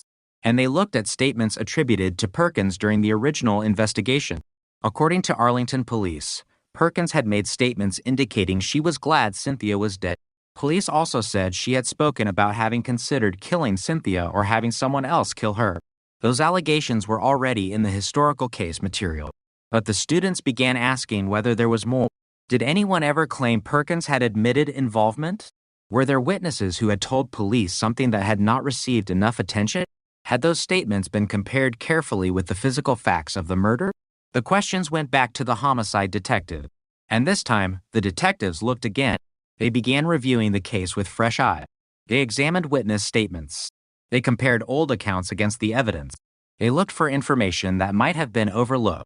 And they found witnesses who had claimed Perkins admitted involvement in the murder. According to police, those witnesses provided specific details about the killing. That was different. A general accusation was one thing. A specific statement was another. If someone claimed Perkins had told them details that only someone involved could reasonably know, investigators had to examine those details. They compared the statements against the known evidence. According to Arlington police, the accounts aligned. That did not automatically establish guilt, but it gave detectives something they had not had before, a reason to move. The cold case was no longer simply a historical investigation. It was active again. Detectives went back through the evidence. They revisited the relationship. They revisited the old statements. They revisited the circumstances surrounding Cynthia's disappearance. And the more they examined the material, the more convinced they became that Perkins had been involved. Police ultimately said they believed she either participated in or facilitated Cynthia's kidnapping and murder. That distinction mattered. The investigators were not simply claiming she had been present at the moment Cynthia was killed. They believed her involvement could have taken different forms: participation, facilitation, planning, connection. The evidence had to establish the role, and now detectives had to decide whether it was strong enough to support criminal charges. They consulted the Tarrant County District Attorney's Office. Then the decision was made. An arrest warrant was obtained. 1 count: capital murder. The case that had begun in 1991 was suddenly moving toward an arrest. But Cynthia's story had never been about one suspect alone. It had been about time. 34 years of time. 34 years since she walked out of her Arlington home. 34 years since someone last saw her alive. 34 years since her vehicle was abandoned. 34 years since her body was found. 34 years of unanswered questions. And now, the woman who had been investigated decades earlier was once again at the center of the case. The arrest did not happen in Arlington. On November 6th, SIL 2025, members of the U.S. Marshals North Texas Fugitive Task Force located Janie Perkins in AZLE, Texas. She was 63 years old. Decades had passed since Cynthia disappeared. Perkins was taken into custody without incident. The arrest was the moment the cold case became national news. A case that had survived for more than 3 decades had suddenly produced a suspect, a name, a booking, a charge, capital murder. For Cynthia's family, the moment carried a weight that no headline could fully describe. Because for years, the case had been suspended between memory and uncertainty. Now there was movement. Now investigators were saying they believed they had found the person responsible. Now the family could finally hear the name of someone accused in connection with Cynthia's death. But an arrest is not a conviction, and the case was far from over. The evidence that had convinced investigators still had to face another test: the legal system, the prosecution, the scrutiny of a grand jury, and the defense of the woman who had spent more than 3 decades denying involvement. Perkins had maintained she was not involved. She had never been charged in 1991. She had lived through the investigation. She had watched the years pass. And now, at 63, she was facing a capital murder accusation tied to a woman who had disappeared when Perkins herself was still young. The case had crossed generations. The original detectives were no longer the same people. The technology had changed. The city had changed. The witnesses had changed. Even the investigators' understanding of cold cases had changed. But the central question had not. Who killed Cynthia Gonzalez? The police believed they had an answer. The students believed there were questions worth asking again. The old witnesses had provided statements. The detectives had found connection. The district attorney's office had been consulted, and an arrest had finally been made. But the most important part of the case was still waiting. Could the evidence survive? Could the accusations be proven? Could the story investigators had reconstructed withstand the scrutiny of a courtroom? For the first time since 1991, Cynthia's murder was no longer sitting quietly in an archive. It was moving. And everyone involved knew that one decision could determine whether 34 years of mystery would finally become justice, or whether the case would return to the darkness from which it had emerged. The answer would come months later. And when it did, it would shock the same people who had celebrated the arrest. Because the cold case that had finally cracked was about to become a different kind of mystery. The arrest had given the case a fate. But it had not yet given Cynthia Gonzalez the final answer. The arrest had happened. The headlines had appeared. For the first time in 34 years, the name of a suspect was attached to Cynthia Gonzalez's murder. But behind the headline was a much older story. A story that began in Arlington in 1991. A story built from missing hours, unanswered questions, old interviews, and a relationship that investigators had never completely forgotten. Because Janie Perkins was not a stranger who suddenly appeared in the case decades later. Her name had been there from the beginning. That was what made the new investigation so unsettling. The woman arrested in 2025 had already been known to detectives in the 1990s. She had already been questioned. She had already been considered suspicious. And yet, for more than 3 decades, nothing happened. No indictment. No trial. No conviction. Only a file that grew older. The original investigators had followed numerous leads, but the case never produced an arrest. That meant the new detectives were not starting with an empty page. They were reopening a book that had already been read. The difference was that they were reading it again. And sometimes, that is where a cold case changes. Not because the evidence suddenly appeared, because someone finally notices what the old evidence was saying. Cynthia had been 25. Her life had been interrupted in a single night. She had left her Arlington home on September 16th, SIL 1991. She was going to meet a client. There was nothing in that decision that should have suggested she would never return. But she did not return. The next day, her ex-husband reported her missing. A few hours later, her vehicle was discovered abandoned. That vehicle became one of the first major facts in the investigation. It had not simply disappeared with Cynthia. It had been left behind. Police found it in a neighborhood on the 900 block of Cedar Springs Terrace. The car was there. Cynthia was somewhere else, and investigators had no immediate explanation. The possibility of kidnapping was considered. Then came the discovery in Johnson County. 5 days after Cynthia disappeared, an unknown woman's body was found on private property off County Road 313. She had been shot multiple times. Her body was already decomposing. The investigators had a homicide, but they did not yet have a name. Then the fingerprints gave them one. Cynthia Gonzalez. The search for a missing woman became the investigation of her death, and the people closest to Cynthia became part of the investigation. Friends, acquaintances, people connected to her work, people connected to her personal life, people who had spoken to her before she disappeared. Among those people was Janie Perkins. Perkins had been Cynthia's friend. According to Arlington police, the two women frequently spent time together. But there was another connection. They shared a romantic partner, and that relationship had changed shortly before Cynthia's disappearance. The man had told Perkins he was ending things with her. He wanted to be with Cynthia. That was one of the most important pieces of the original investigation, not because jealousy proves murder. It does not. But because investigators had to understand the relationship surrounding Cynthia in the weeks before her death. Something had changed. Someone had been rejected. Someone else had been chosen. And Cynthia was at the center of that conflict. Police questioned Perkins. According to investigators, she could not provide an alibi for the night Cynthia disappeared. That did not establish where she had been. It simply meant investigators could not verify her whereabouts. Then came the polygraph examination. Perkins voluntarily took two. She was asked whether she knew who killed Cynthia. She was asked whether she had killed Cynthia. Police said she failed both examinations. But there is an important distinction. A polygraph result is not a conviction. It is not a fingerprint. It is not DNA. It is not a video recording. And it was not enough to bring charges. Perkins maintained that she had nothing to do with Cynthia's murder. The investigation continued, and the case became colder. Years passed. The 1990s became the 2000s. The 2000s became the 2010. The 2010s became the 2020s. Cynthia's murder remained unresolved. The original investigators had pursued leads, but no arrest came. No suspect was formally charged. The case remained a homicide without a courtroom.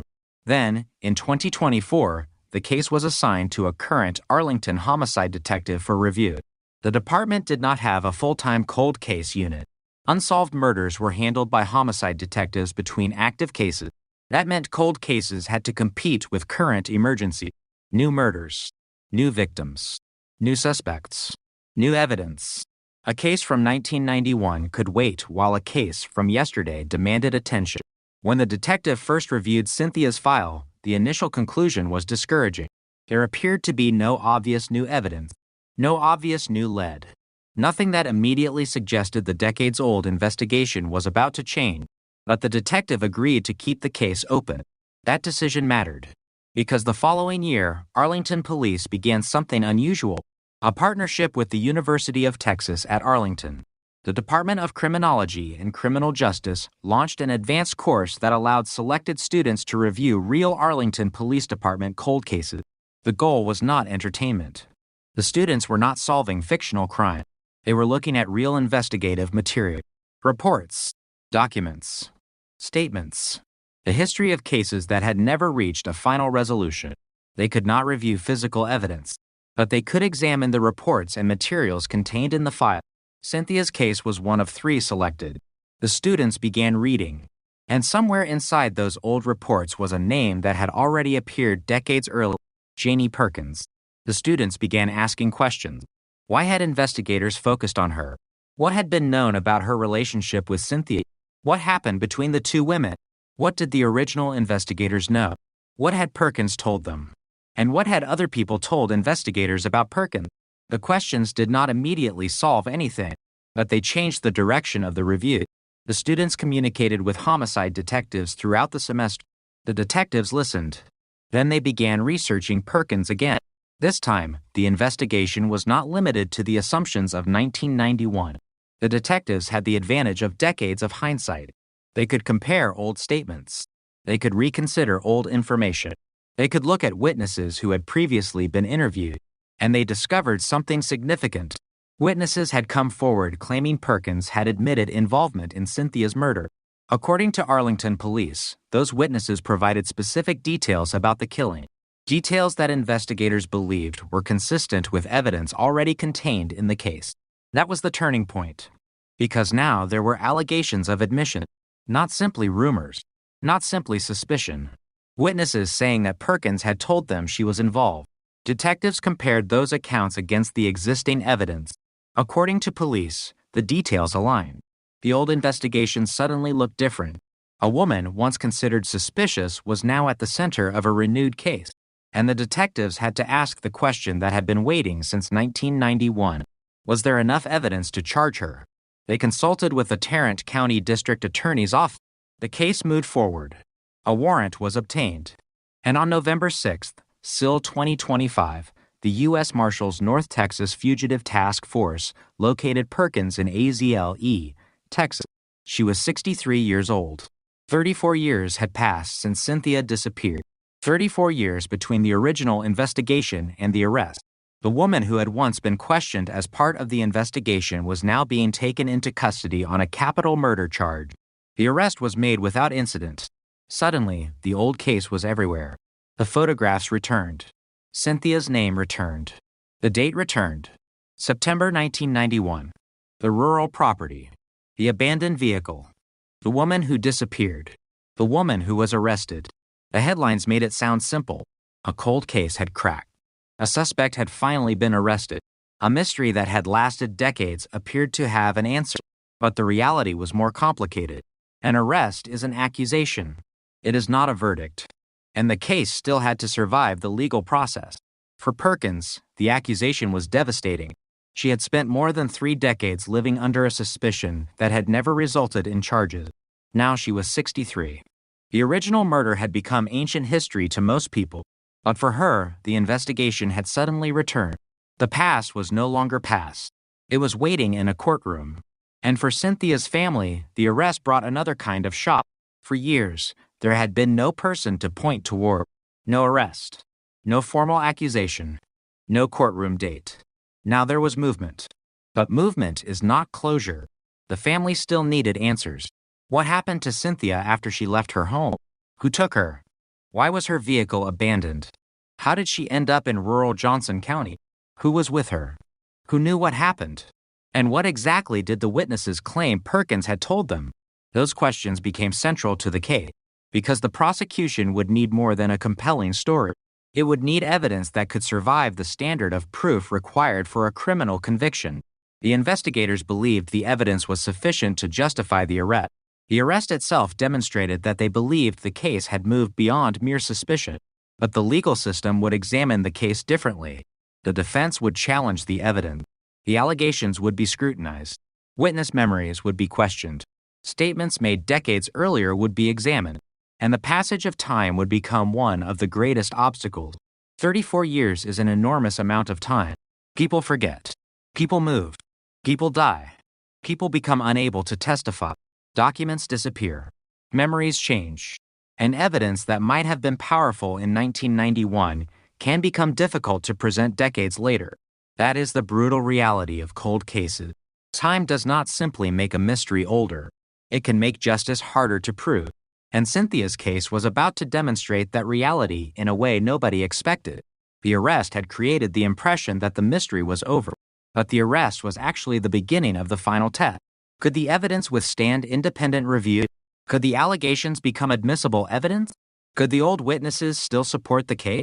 Could prosecutors prove beyond a reasonable doubt what happened in 1991? Those questions were no longer theoretical. They were about to become the center of the case. And there was another complication. The public had already heard the story. Police had announced the arrest. The connection to the Utah students had become national news. The phrase cold case solved spread quickly. But inside the legal system, nothing was solved yet. The defendant was still presumed innocent. The evidence had not been tested at trial, and Cynthia's murder had not been legally resolved. The case now moved toward a grand jury. That process would determine whether the capital murder accusation could proceed. For investigators, it was the moment they had spent decades waiting for. For Cynthia's family, it was another painful period of waiting.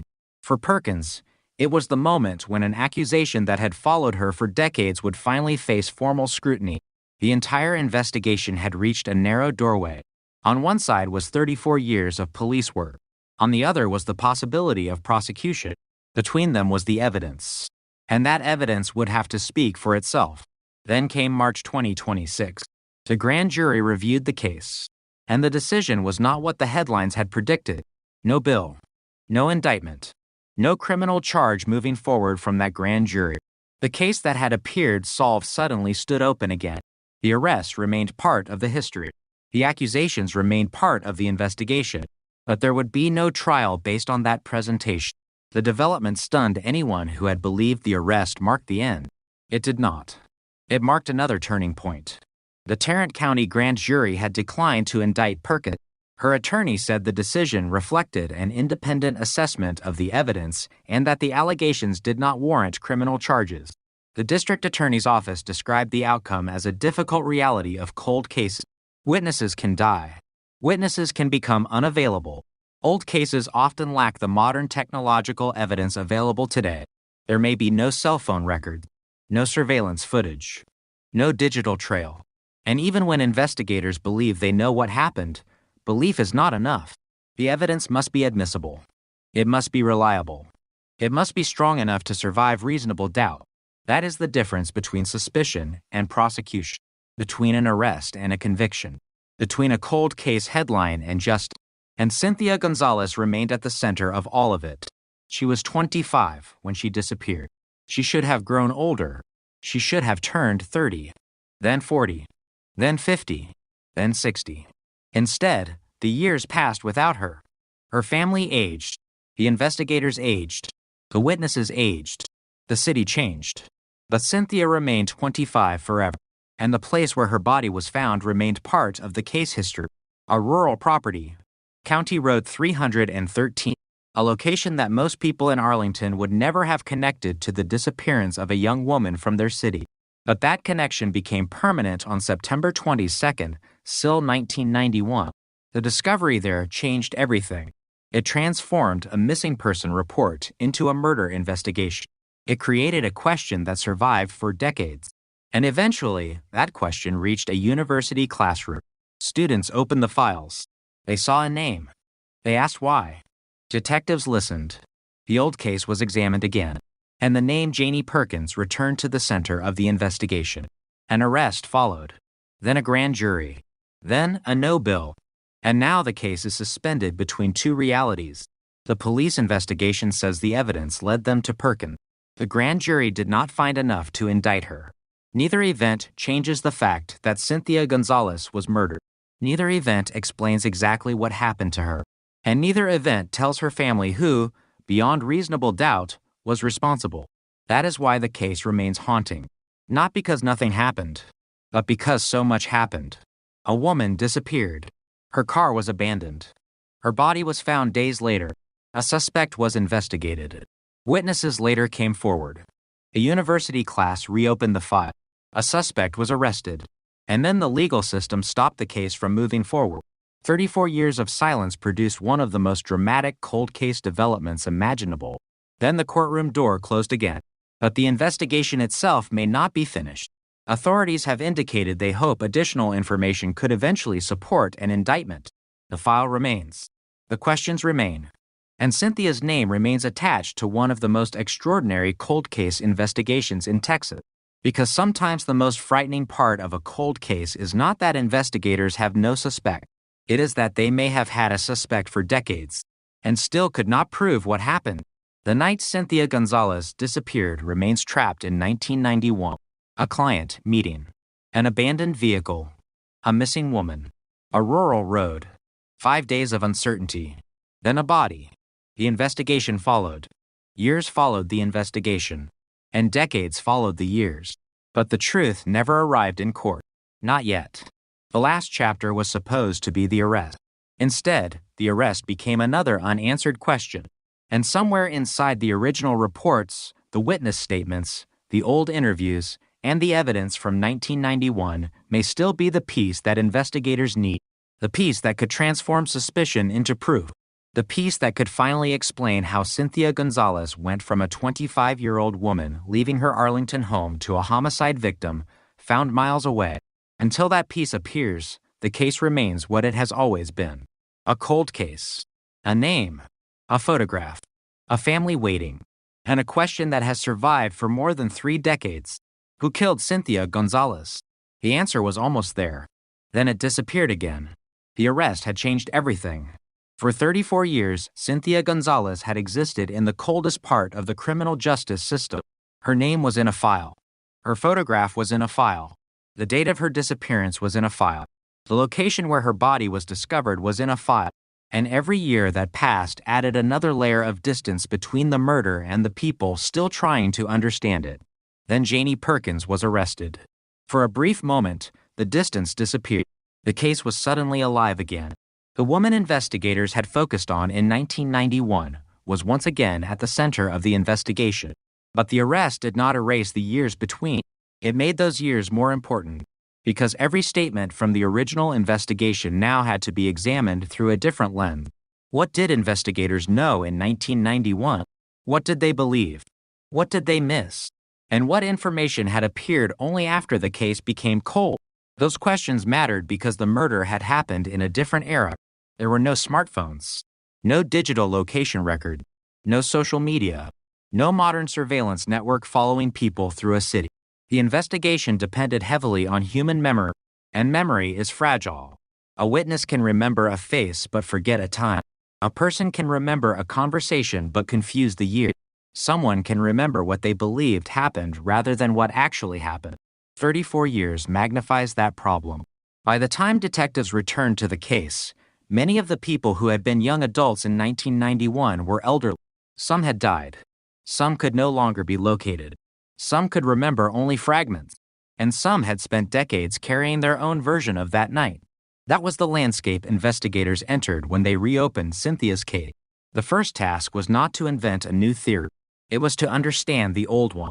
Cynthia had disappeared after leaving her Arlington home to meet a client.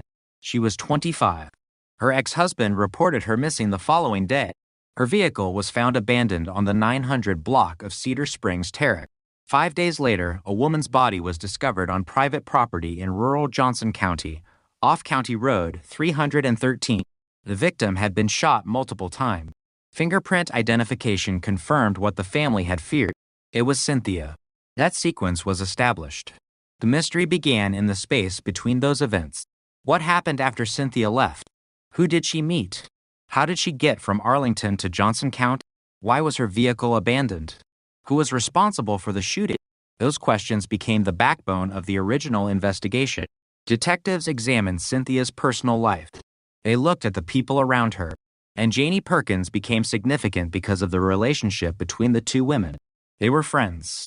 They spent time together. But they also shared a romantic partner. That relationship had changed shortly before Cynthia's disappearance. The man had told Perkins he wanted to end their relationship and be with Cynthia. For investigators, that created a possible motive. But motive is only one piece of a homicide investigation. Someone can be angry without becoming violent. Someone can feel betrayed without committing murder. Someone can be jealous without ever harming the person they resent. Investigators therefore needed something more. They questioned Perkins.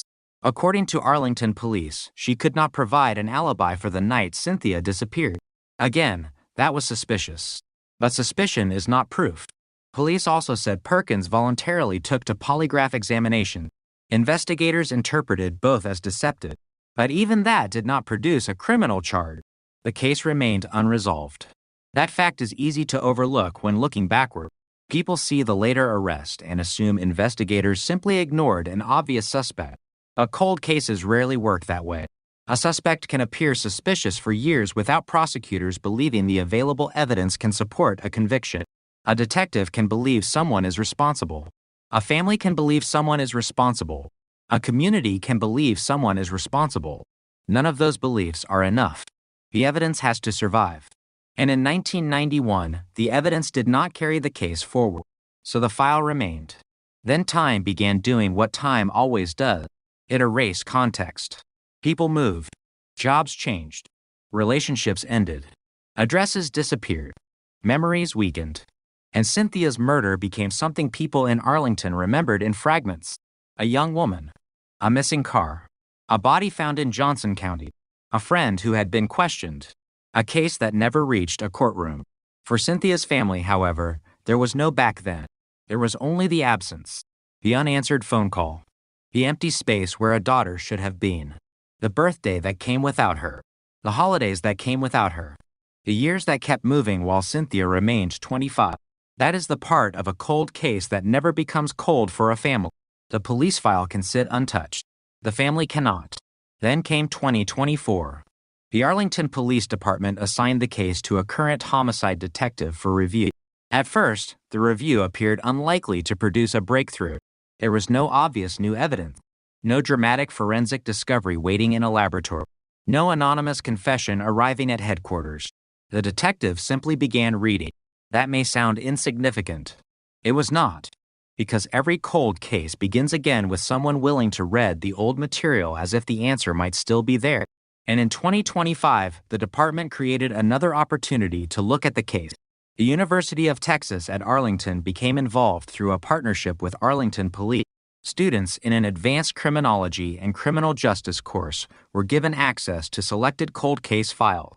Cynthia's was one of them. They could not examine physical evidence, but they could examine reports and investigative material.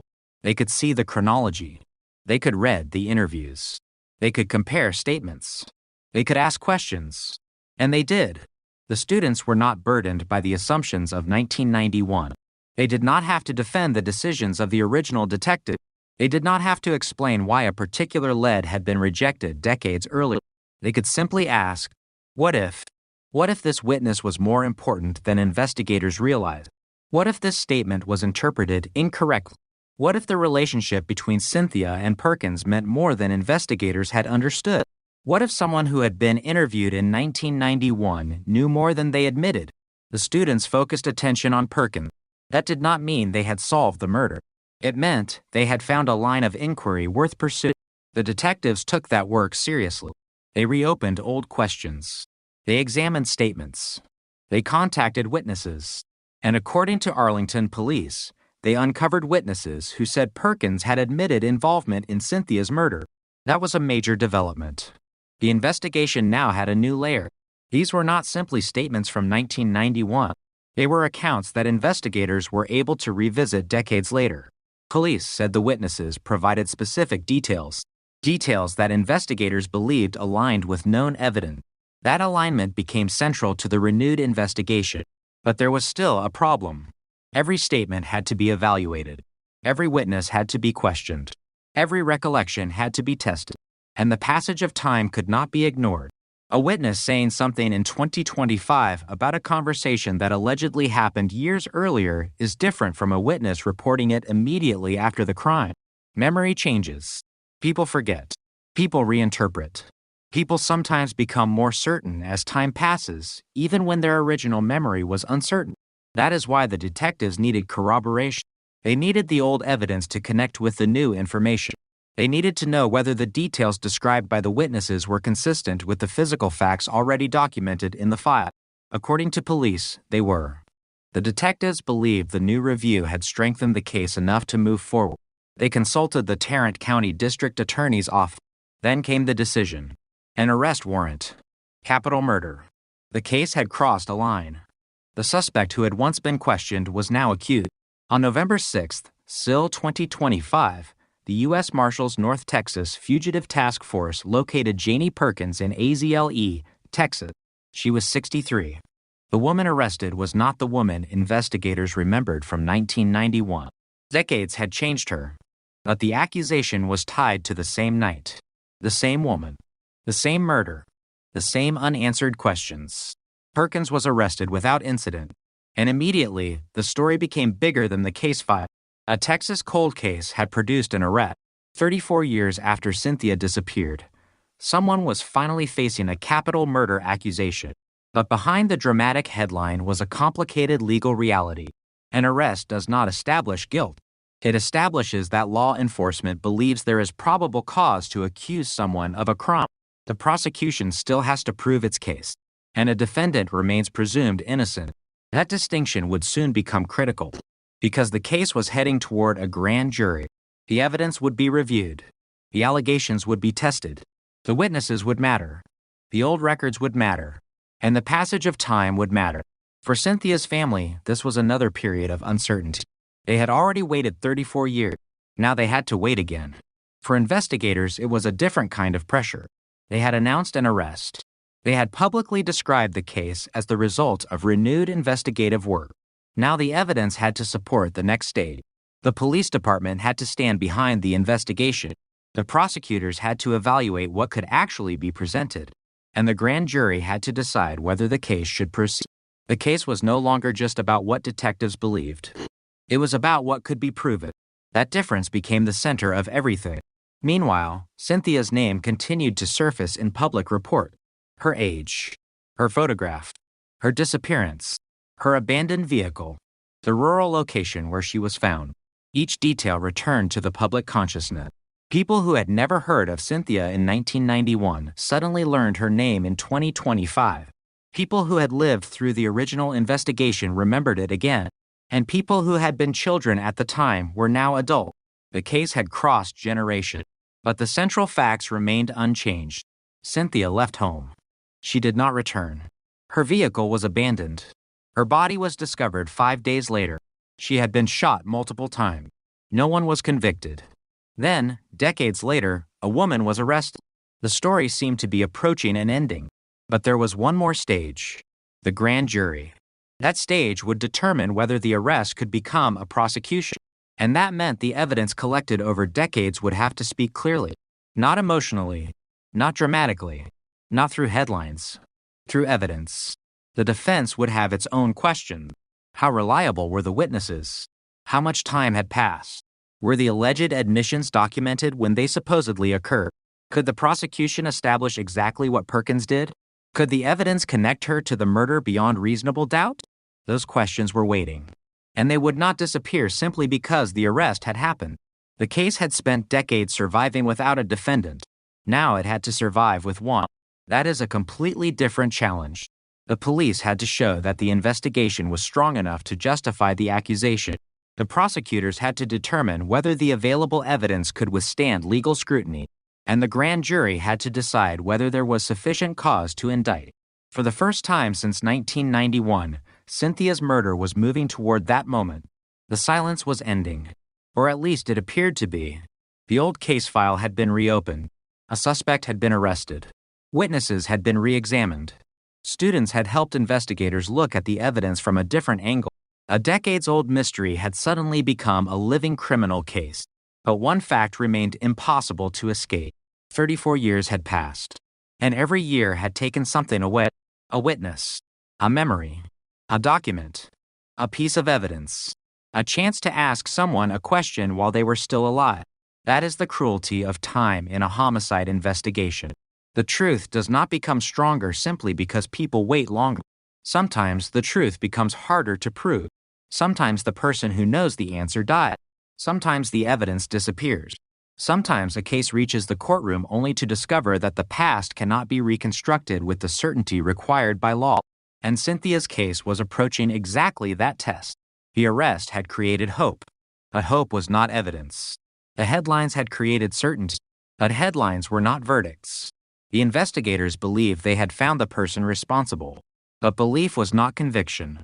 Everything now depended on what the grand jury saw. And while the public waited, the case returned to the same question that had haunted investigators since 1991. What happened to Cynthia Gonzalez after she left Arlington? The answer was still hidden somewhere inside those 34 years. Maybe in an old statement. Maybe in a forgotten memory. Maybe in a conversation that someone had never reported. Maybe in a detail that had seemed meaningless in 1991 but looked different decades later. The cold case had moved, but it had not ended. And as the grand jury date approached, everyone connected to the case was waiting for the same thing. A decision. Not another theory. Not another headline. Not another name added to an old file. a decision that would determine whether Cynthia's murder would finally move toward a courtroom. The evidence had survived 34 years. Now it had to survive the law. The evidence had survived 34 years. Now it had to survive the law.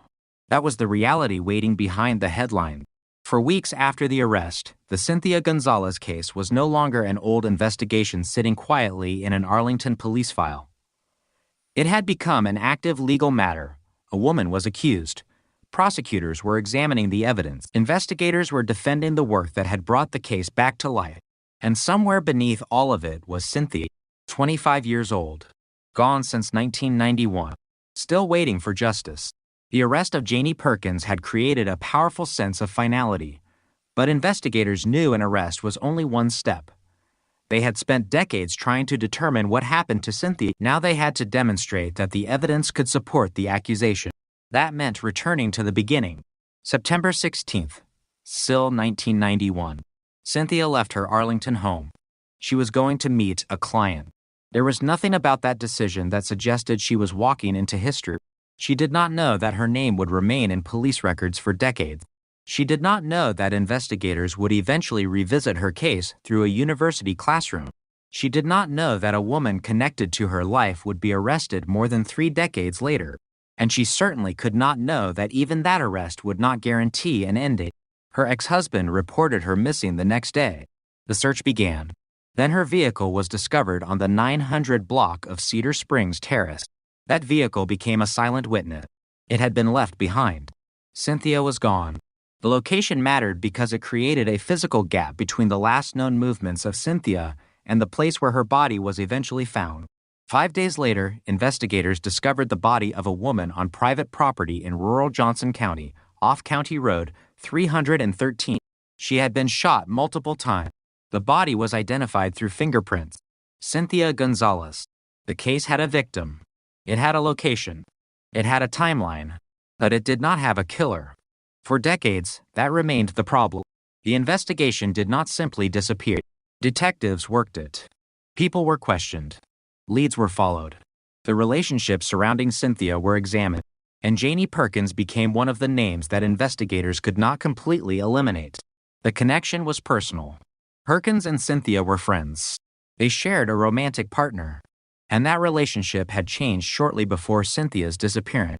According to Arlington police, the man told Perkins that he was ending his relationship with her and choosing Cynthia. Investigators considered the possibility that jealousy or resentment could have played a role. But investigators also knew something else. A motive does not prove a murder. It only explains why detectives might look harder at one person. They needed evidence. They needed something that could connect suspicion to action. In 1991, they did not have enough to make an arrest. Perkins remained free. The years passed, and the case became one of those investigations that seemed destined to remain unanswered. Then the file was opened again. Not because someone suddenly discovered a dramatic piece of forensic evidence. Not because a killer walked into a police station. Not because a confession appeared overnight. The case moved because investigators looked again. That detail matters. Cold cases are often portrayed as mysteries solved by one miraculous clue. Real investigations are usually less dramatic. They involve old paperwork, old names, old interviews, old assumptions. Someone reads something that another investigator read 30 years earlier. But this time, the reader asks a different question. That was what happened with Cynthia's case. The Arlington Police Department assigned a current homicide detective to review it in 2024. The detective initially saw no obvious new lead. There was no easy breakthrough waiting inside the file. But the case remained open. Then the department partnered with the University of Texas at Arlington. The collaboration gave selected criminology and criminal justice students access to real cold cases. Cynthia's murder was among them. The students could not examine physical evidence, but they could study investigative report. They could look at the chronology. They could examine statements. They could question the assumptions surrounding the original investigation. And they did. The students focused on the people surrounding Cynthia. Perkins quickly became important. The relationship. The breakup. The absence of a verified alibi. The 2 voluntary polygraph examinations. The statements attributed to Perkins during the original investigation. None of those facts alone proved murder. But together, they formed a pattern that investigators believed deserved another look. The students brought questions to the detective. The detectives began conducting additional research. Witnesses were reconsidered. Old information was re-examined. And according to police, investigators eventually located witnesses who claimed Perkins had admitted involvement in Cynthia's murder. That was the new investigative foundation. The police said those witnesses provided specific details. Investigators compared those details with evidence already contained in the original case file. They believed the accounts were consistent. The case began moving rapidly. The renewed investigation did not erase the decades of uncertainty. Instead, it gave detectives a new reason to reconsider what had already been known. That distinction is critical. They were not suddenly discovering Cynthia. They were rediscovering the case. They were asking whether information that had existed for years could be interpreted differently when combined with newly developed witness accounts. The result was enough for investigators to move toward an arrest. They consulted the Tarrant County District Attorney's Office. A warrant was obtained. And then came November 6th, SIL 2025. The U.S. Marshals North Texas Fugitive Task Force located Janie Perkins in AZLE, Texas. She was 63. The woman investigators had questioned decades earlier was now under arrest for capital murder. The arrest was made without incident. For the public, the story seemed almost impossible. 34 years. One missing woman. One unresolved murder. One suspect. One arrest. The phrase cold case, solved suddenly, seemed obvious. But inside the legal system, the word solved meant something much more complicated. A detective could believe the evidence pointed to Perkins. A police department could announce an arrest. A prosecutor could present the case to a grand jury, but none of those steps could replace a conviction. Perkins remained presumed innocent. Her arrest did not establish that she had killed Cynthia. The allegations had to be tested, and the evidence had to withstand that test. That is where the passage of time became dangerous. A case from 1991 is not a case from 2025. The people are different. The world is different. The evidence has aged. Witness memories have changed. And some witnesses are no longer available at all. A prosecutor attempting to present a 34-year-old murder must work with what remains. There is no way to recreate the original moment. There is no way to bring back the people who are gone. There is no way to rewind the clock and conduct the interviews again.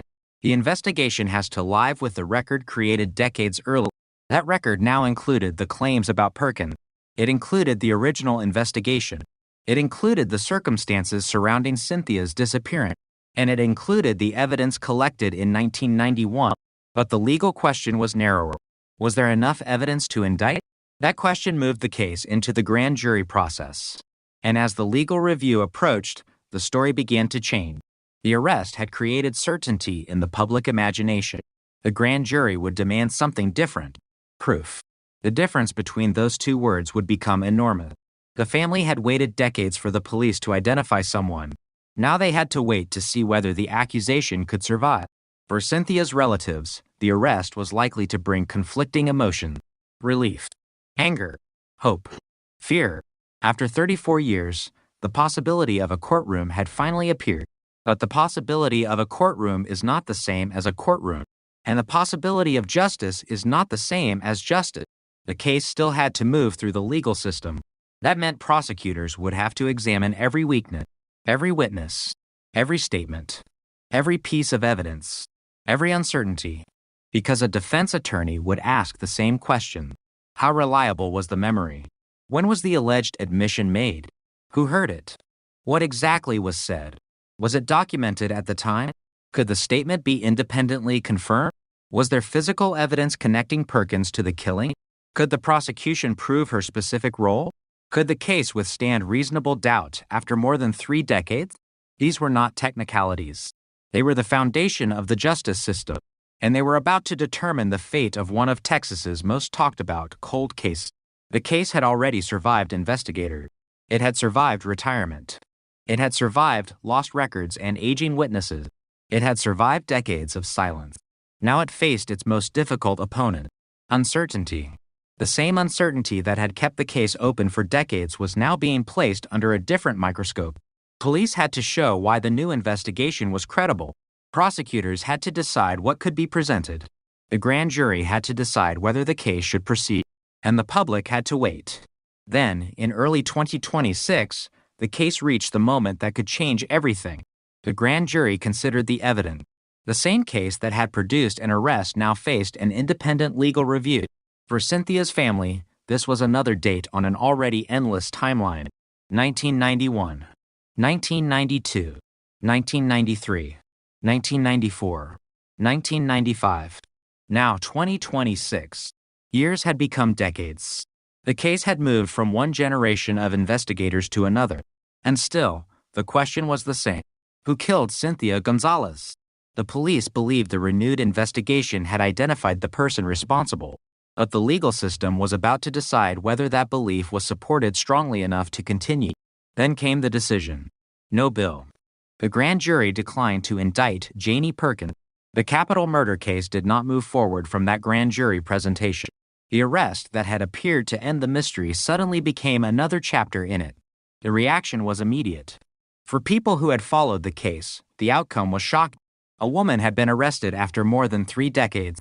Investigators had described the renewed investigation as a breakthrough. Witnesses had allegedly provided information about Perkins's involvement. And yet the grand jury did not indict. That decision did not mean Cynthia's murder had not happened. It did not mean investigators had fabricated their concern. It did not establish that Perkins was innocent of every allegation investigators had made. It meant that the grand jury did not find sufficient grounds to return an indictment based on the case presented. That distinction matters, because the public often wants a simple ending. Guilty. Not guilty. Solved. Unsolved. But real cold cases rarely offer clean endings. Sometimes an arrest happens without a conviction. Sometimes a suspect is identified but cannot be prosecuted. Sometimes prosecutors believe a person committed the crime but cannot prove it beyond the required legal standard. Sometimes the truth may exist without enough evidence to establish it in court. Cynthia's case had entered that uncomfortable space. The investigation had moved forward. The legal process had stopped it. But the story was not finished. Because there was still a murder. There was still a family. There was still a woman whose life ended in 1991. And there was still a person responsible. Somewhere. The no-bill decision did not erase the evidence. It did not erase the investigation. It did not erase the witness statements. It did not erase the original case file. And it certainly did not erase Cynthia. Her name remained. Her photograph remained. The dates remained. September 16th. September 17th. September 22nd. November 6th. SIL 2025. And then the grand jury decision in 2026. Each date represented another stage in a story that refused to end. The most remarkable part was that the case had come so close. For a moment, investigators believed the decades of uncertainty had finally produced an answer. The suspect was found. The warrant was executed. The arrest was made. The headlines appeared. Then the legal system demanded more, and the case returned to uncertainty. That is the cruelest part of a cold case. Sometimes solving the mystery does not mean proving it. Sometimes identifying the person investigators believe responsible does not bring justice. Sometimes the distance between suspicion and certainty is 34 years wide. Cynthia Gonzalez crossed that distance without ever knowing it. She left home in 1991, expecting an ordinary meeting. She never returned. Her family spent decades waiting for an answer. And when an answer finally appeared, it was not strong enough to become a conviction. The case remained suspended. Not forgotten. Not erased. Suspended. And somewhere in that suspension is the possibility that another piece of evidence could still change everything. A witness could remember something. A document could surface. A statement could be corroborated. A new forensic technique could reveal something the original investigators could not see. Cold cases have a strange relationship with time. Time destroys evidence. But time also changes technology. It creates new investigative methods. It allows new detectives to see old files differently. It brings new generations into investigations that began before they were born. That is what happened with Cynthia. A case from 1991 entered a university classroom in 2025. Students who were not alive when Cynthia disappeared began reading the report. They asked questions. Detectives listened. A woman was arrested. And then the grand jury said no. That sequence is now part of the case forever. The arrest cannot be removed from the history. Neither can the no-bill decision. Both happened. Both matter.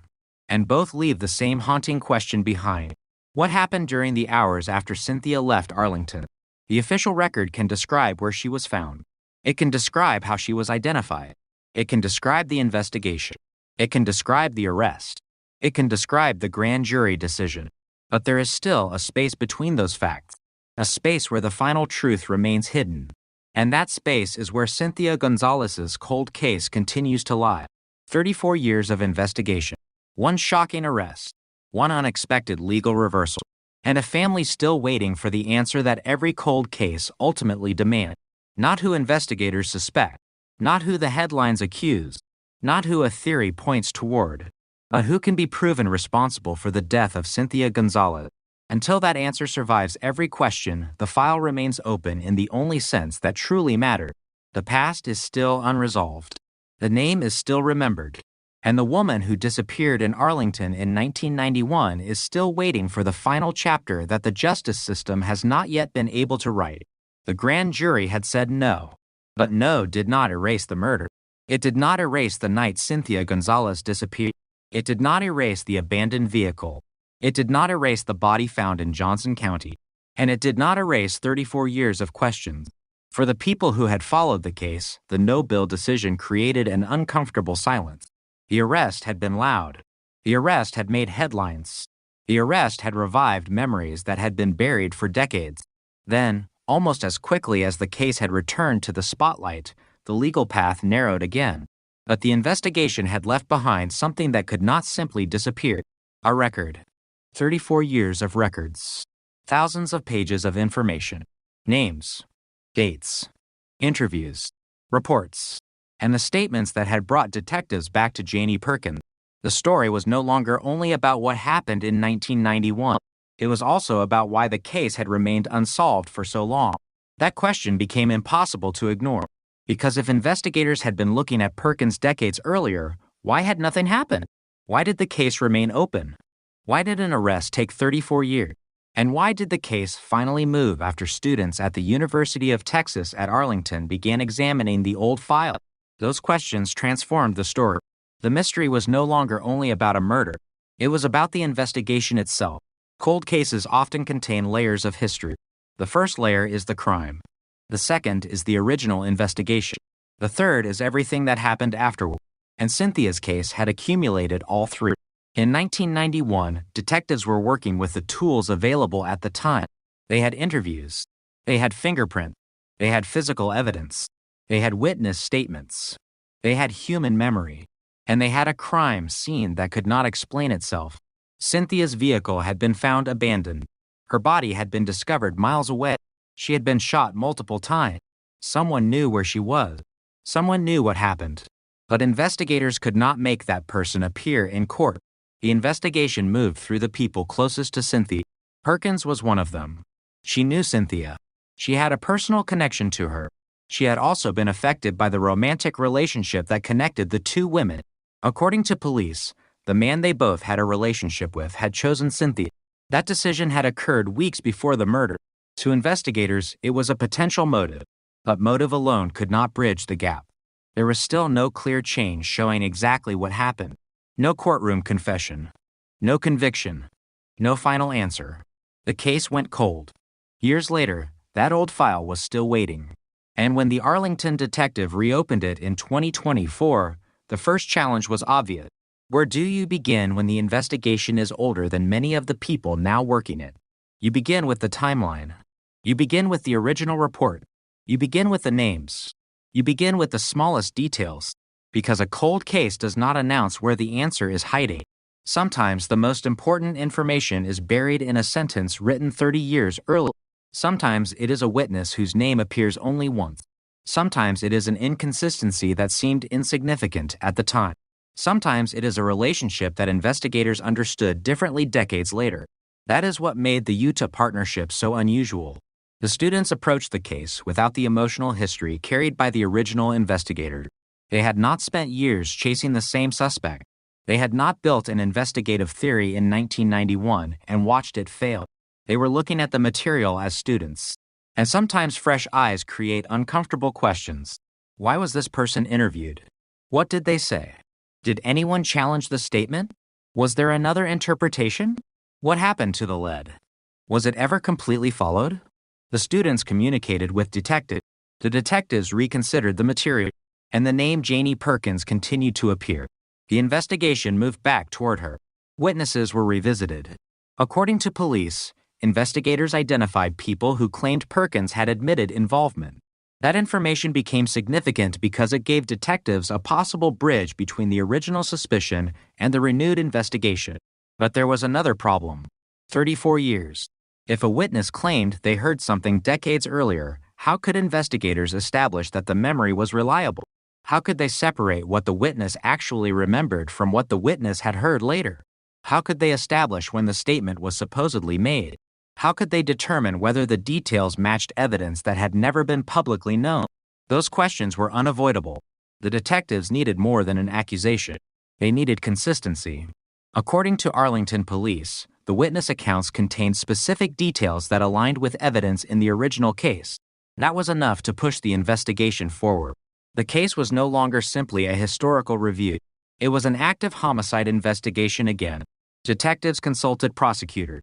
A warrant was obtained, and Janie Perkins was arrested. For a moment, the 34-year gap seemed to collapse. The woman who had once been questioned was now facing the most serious accusation possible: capital murder. The charge carried enormous weight. But the courtroom had not yet heard the evidence. The grand jury had not yet made its decision, and Cynthia's family was still waiting. That waiting is one of the least visible parts of a cold case. The public sees the arrest, the cameras, the headlines, the courthouse. But families experience something different. They remember the person before the crime. They remember ordinary moments: a conversation, a meal, a birthday, a voice, a face, a person who had plans. Cynthia was not a case number. She was 25. She had a life. She had people who knew her. And then suddenly she was gone. The years afterward could not restore what had been taken. No arrest could give her family another day with her. No conviction could reverse 1991. Justice could only do one thing: establish responsibility. And that was why the grand jury mattered. If an indictment came, the case could continue. If it did not, the arrest would remain only an accusation. The evidence would remain contested, and the mystery would survive. When the grand jury returned a no bill, that survival became reality. The case had reached a legal wall. But walls are not always ending. Sometimes they are boundaries. They show investigators exactly what must be overcome. The no-bill decision forced a distinction between what police believed and what could be proven. That distinction is fundamental. A detective can believe a witness. A prosecutor can believe the investigation is credible. A family can believe they finally know what happened. But the law requires something more: evidence. Reliable evidence. Admissible evidence. Evidence strong enough to overcome reasonable doubt. That standard exists because accusations can destroy lives. And in a case 34 years old, the danger of uncertainty becomes even greater. People remember differently. Documents become incomplete. Evidence can deteriorate. Witnesses become unavailable. The original investigators may no longer be there to explain why certain decisions were made. The people involved in the original case may have completely different lives. Some may not even know that the case was reopened. And that means every new investigation is partly an archaeological excavation. Detectives are digging through the past. They are reconstructing a world that no longer exists. The streets look different. The technology is different. The people are older. But the crime remains fixed. September 1991. That date never changes. Cynthia left. She did not come home. Her vehicle was found. Her body was found. And the investigation began.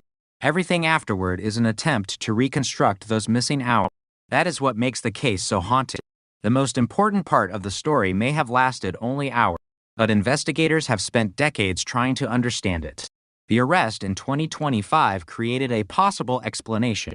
The grand jury decision in 2026 weakened the legal path toward that explanation. But neither event answered every question. And now, the case returns to the place where it has spent much of its existence, between evidence and uncertainty. There is still a possibility that additional information could emerge. Someone who was silent may decide to speak. Someone who remembers a conversation may finally understand its significance. A forgotten document could surface. A modern forensic technique could someday reveal information unavailable in 1991. Technology has changed dramatically. Investigators today can examine evidence in ways detectives could not imagine 3 decades ago. The technology cannot manufacture evidence. It cannot recreate a missing witness. It cannot guarantee that a degraded sample will produce an answer. And it cannot turn suspicion into certainty. That is why Cynthia's case remains difficult. The investigation has already traveled through several generations of policing. The original detectives worked with one set of tools. The 2024 investigator worked with another. The Utah students approached the case from an academic perspective. The 2025 investigators followed new leads. The grand jury examined the accusation. And still, the central mystery remained. Who is responsible? The answer may exist somewhere inside the record. But finding a possible answer is not the same as proving it. That is the difference between a cold case and a solved case. A solved case is not simply a case where investigators have a theory. It is a case where the evidence establishes what happened. And Cynthia's story has not reached that point. Not yet. Her murder remains a reminder that time can create two opposite forces. Time can destroy. A time can also reveal. A witness may remember something differently. A relationship may finally make sense. An investigator may see a pattern that was invisible before. A new generation may ask a question that no one asked in 1991. That is what happened when the old file reached the Utah classroom. The students were not there when Cynthia disappeared. They did not know her. They did not know the original detective. They did not experience the investigation as it unfolded. They simply opened the file. And the file opened a door. Behind it was a 34-year-old murder. Behind that murder was a young woman whose life had ended far from home. Behind that was a suspect who had been questioned decades earlier. And behind that was a trail of unanswered questions. The students asked. The detectives listened. The investigation moved. An arrest followed. Then the grand jury said no. And the case returned to uncertainty. That sequence may seem like failure, but for investigators, it may also represent something else. Progress. Because now the case has been examined again. The evidence has been reconsidered. The old assumptions have been challenged. The witnesses have been revisited. And the investigation has generated a new record. That record could matter someday. If another piece of evidence appears, investigators will not be starting from zero. They will have the work of the original detective. They will have the renewed investigation. They will have the student research. They will have the witness information. They will have the legal history of the arrest and grand jury. Every attempt adds another layer. And sometimes, the final breakthrough comes from a combination of layers rather than one dramatic discovery. That is the hope. But hope is not closure. Cynthia's family has already learned that. They waited 34 years for an arrest. When the arrest came, they still did not receive a final legal answer. The case had moved from silence to headlines and back into uncertainty. And somewhere in between was a woman who never got the chance to grow older. Cynthia should have been 40, then 50, then 60. But the world remembers her at 25. That is what violent crime does. It freezes a life at its final moment. Everyone else keeps moving. The victim does not. The calendar turns. The city grows. People marry. People have children. Children grow up. New generations arrive. And the victim remains the same age, 25. Forever. That is why cold cases are more than old files. They are unfinished lives. Every unanswered question is attached to a person. Every missing piece belongs to someone who deserved to know the truth. And every year without resolution becomes another year in which the killer, if still alive, has lived with knowledge that Cynthia's family does not have. That imbalance is what keeps investigators returning to old cases. The hope that somewhere, somehow, the truth is still recoverable. The Cynthia Gonzalez investigation has already shown that old cases can move again. A dormant file can become active. A forgotten name can return. A student can ask a question. A detective can follow it. A witness can speak. A suspect can be arrested. And yet, even after all of that, justice can remain just beyond reach. That is where the case stands now. Not at the beginning. Not at the end. Somewhere in between. The murder remains real. The victim remains identified. The suspect was arrested. The grand jury did not indict. And the unanswered question remains exactly where it has been for more than 3 decades. Who killed Cynthia Gonzalez? There are theories. There are investigative conclusions. There are witness claims. There are records. There are decades of work. But until the evidence can establish the truth in a courtroom, the mystery remains. And that is why the story of Cynthia Gonzalez refuses to disappear. Because 34 years after she left her Arlington home, the past came back. It brought an arrest. It brought headlines. It brought hope. Then it brought another unanswered question. The case that seemed solved was suddenly unresolved again. The file closed. The lights in the courthouse went out. The investigators returned to their work. And Cynthia's name remained. Still 25. Still remembered. Still waiting. Somewhere beneath the old reports and the decades of silence, the truth may still exist. It may be hidden in a memory, a document, a witness, a piece of evidence, or a detail that has been sitting unnoticed since 1991. The question is not whether Cynthia's story mattered. It always has. The question is whether the remaining evidence can finally tell the story completely. Until then, the cold case remains what it has always been. A murder without a conviction. A family without complete closure. And a question that refuses to die. By the time the old case file was opened again, almost everyone who had once known the details had changed. Some had moved away. Some had forgotten. Some had convinced themselves that whatever happened in 1987 belonged to another lifetime. But the file had not forgotten. The dates were still there. The photographs were still there. The statements were still there. And buried beneath layers of yellowed paperwork was the detail that had always bothered investigators most. The victim's last confirmed movement had never made complete sense. She had been seen leaving the place where she was supposed to be. After that, the timeline became a blank space. Not an ordinary blank space. A dangerous one. Because somewhere inside those missing hours was the answer. The investigators knew the victim had not simply vanished. Something had happened between the last confirmed sighting and the moment her vehicle was discovered. The question was what? In 1987, detectives had tried to reconstruct those hours. They had drawn timelines on paper. They had marked locations on maps. They had written names beside time. They had called witnesses. They had returned to the same questions again and again. What time did you see her? Where was she standing? Who was with her? What was she wearing? Did she appear frightened? Did she mention anyone? Did she say where she was going? Did you hear a vehicle? Did you notice another person? Every answer created another possibility. Every contradiction created another problem. One witness remembered a vehicle. Another remembered only the victim. One person believed the victim had left alone. Another thought someone had been waiting nearby. None of it was enough. The case remained open. Then the years began to erase the edges. The first anniversary passed. Then another. Then 5. Then 10. Eventually, the murder became one of those stories that older residents remembered but younger residents had never heard. The victim's name stopped appearing in newspapers. The original detectives retired. The younger officers inherited newer cases. The file moved from desk to desk. But the unanswered question remained. Who was responsible? For a long time, investigators had focused on the people closest to the victim. That was standard.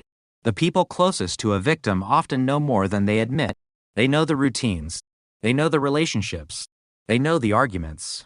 They know the places the victim visits. They know who she trusts. They know who she fears. And sometimes they know the final destination. But knowing someone does not make a person guilty. That distinction had haunted the original investigation. The detectives had suspects. They had theories. They had motives. What they lacked was the final connection. The physical evidence could not tell them enough. The witness accounts were incomplete. The technology of the time was limited. And the investigation eventually reached a wall. That wall became the cold case. Decades later, the new detectives approached the file differently. They did not begin by asking who looked suspicious. They began by asking what could be proven. That changed everything. Instead of following the old assumptions, they rebuilt the timeline, minute by minute, location by location, statement by statement. The first confirmed sighting, the last confirmed sighting, the discovery of the vehicle, the discovery of the body. Every known movement was placed on the timeline. Then the gaps were marked. There were several, but one gap mattered more than the others. It was the period when the victim disappeared from the known record. That was where investigators concentrated. They looked at roads. They looked at businesses.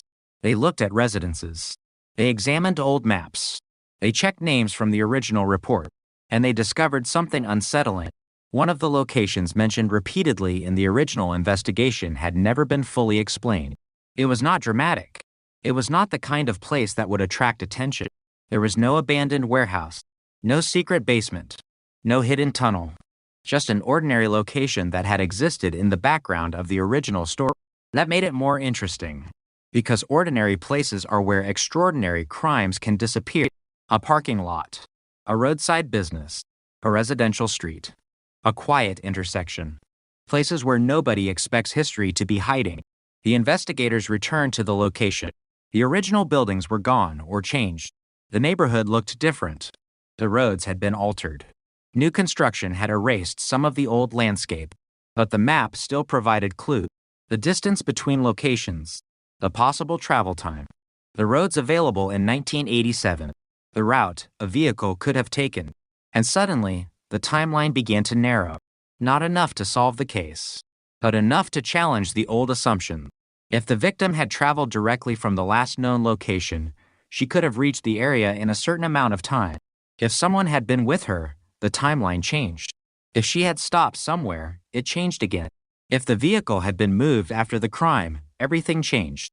The investigators needed to know which possibility was consistent with the evidence. They returned to the original witness statements. One by one.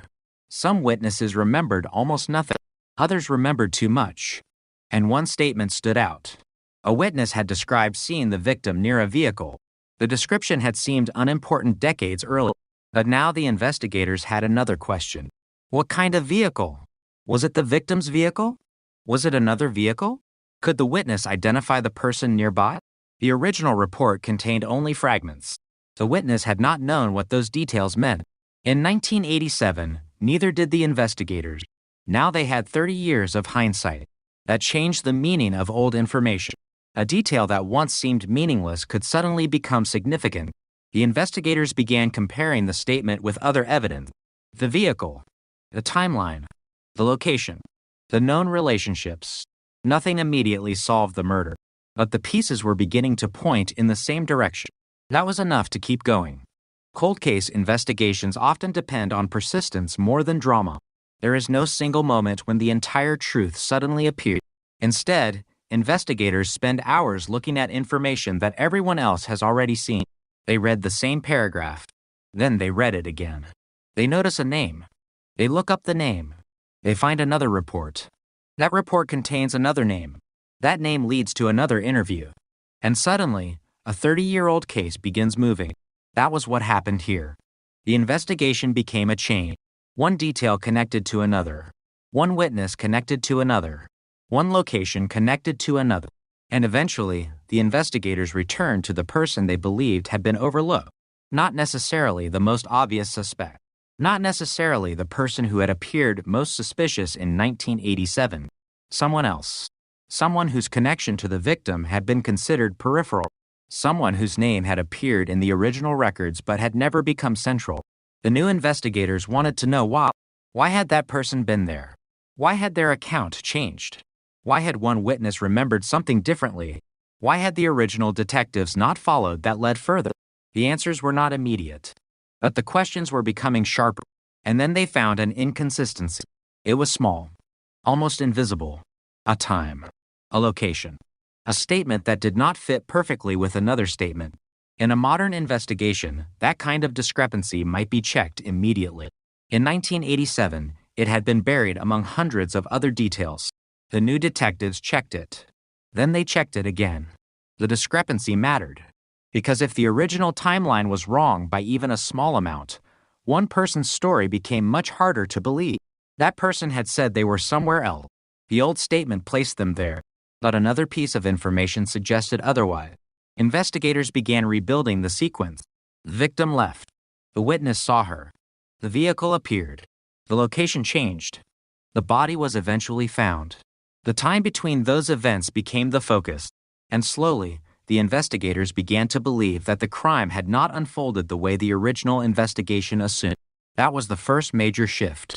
The second came from forensic evidence, not a dramatic piece of DNA suddenly appearing out of nowhere. The evidence had existed for years, but technology had changed. Modern forensic science could examine biological material in ways that investigators in 1987 could not. A sample that had once produced little useful information could now be re-examined. The detectives submitted evidence for advanced testing. Then they waited. Waiting is part of every forensic investigation. The evidence goes into a laboratory. The case returns to paperwork. Days become weeks. Investigators continue working other cases. Then one morning, the phone rings. A result is available. That moment can change everything. But before the result could be interpreted, investigators had to make sure the evidence was properly documented. Where did the sample come from? Who collected it? How had it been stored?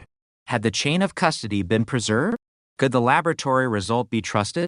A cold case cannot afford shortcuts. The entire point is reliability. The evidence has to survive decades of scrutiny. The investigators knew that. They did not want a dramatic headline. They wanted something that could withstand a courtroom. Then the laboratory returned the result. There was a DNA profile. It did not immediately identify the killer, but it excluded some possibility. That was progress. Another comparison followed. Then another. The investigators began narrowing the field. The profile belonged to a male. That alone did not solve anything. But it changed the investigation. For the first time, investigators had a biological clue that could be compared against people connected to the case. The old suspect list was reopened. Names were checked. Some were eliminated. Others remained. Then investigators found a person whose connection to the original case had been overlooked. He had been interviewed in 1987. His name was in the file. His statement was there. But his role had never been fully examined. Now his name looked different. The investigators compared his timeline with the forensic evidence. There were questions. He had given an explanation for his whereabouts, but the explanation depended heavily on memory. 30 years later, investigators had something memory could not change. DNA. The sample had survived, and the profile had survived with it. The detectives needed a direct comparison. They obtained a lawful reference sample. The laboratory performed the test. Then came the moment nobody in the department could ignore. The DNA matched. Not a vague similarity. Not a speculative connection. A match that investigators believed directly linked the individual to biological evidence from the original case. The old file suddenly became something else. It was no longer only a historical mystery. It contained modern forensic evidence. The investigators returned to every earlier statement. The timeline. The location. The witness. The vehicle. The relationship. The old interview. Everything had to be re-evaluated. The suspect's original statement now looked different. What had sounded plausible in 1987 became difficult to explain. The detectives reconstructed the movements. They compared the time. They compared the location. They compared the evidence. The pieces were no longer floating separately. They were connecting. And that was when the cold case truly changed. For decades, investigators had asked whether the evidence was enough to identify the person responsible. Now they had a biological link. The DNA did not tell the entire story. It could not explain motive. It could not describe the conversation between the victim and the suspect. It could not tell investigators what happened inside the missing hour, but it placed the suspect in a relationship with the evidence. That was powerful. The investigation accelerated. Old witnesses were contacted again. Some were shocked to hear the case had moved. Others had never stopped thinking about it. One former witness remembered the suspect. Another remembered a vehicle. Another remembered an argument. Each memory was evaluated carefully. The investigators were no longer searching randomly. They had a target. They had evidence. And they had a timeline. But there was still one question. Why? Why would someone connected to the victim commit the crime? Why had the victim trusted the person? Why had the suspect's original story survived for so long? The answers began to emerge through old records. There had been tension. There had been financial pressure. There had been personal conflict. But none of those details mattered as much as the evidence itself. The detectives did not need a perfect motive. They needed proof. And the proof was becoming stronger. The cold case had survived because the original investigation lacked the technology to connect the suspect to the evidence. Now technology had closed that gap. The investigators looked at the DNA result again. They knew what it meant. They also knew what it did not mean. A match could connect a person to evidence. It could not automatically explain when or how the biological material had been deposited. Context mattered. That was why the rest of the investigation was still necessary. The DNA was one piece. The timeline was another. The witness statements were another. The old inconsistencies were another. Together, they created a picture, and the picture was becoming difficult to ignore. The person connected to the biological evidence had once told investigators a story. That story had survived for decades.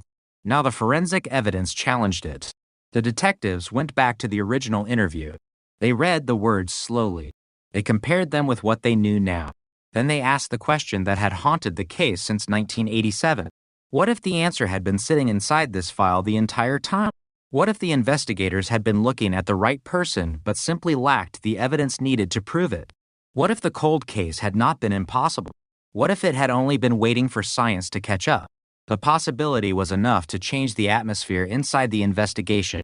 The file that had once gathered dust was now moving rapidly. Phones began ringing. Reports were updated. Laboratory results were attached. Detectives prepared the case for prosecutors. And for the first time in decades, the word arrest entered the investigation. But an arrest would have consequences. A name would become public. A family would receive answers they had waited decades to hear. A community would remember a crime it thought had disappeared into history. And somewhere, the person investigators believed responsible would finally hear the accusation. The cold case had been silent for 38 years. Now the silence was about to break. And all because a tiny biological trace had survived the decades.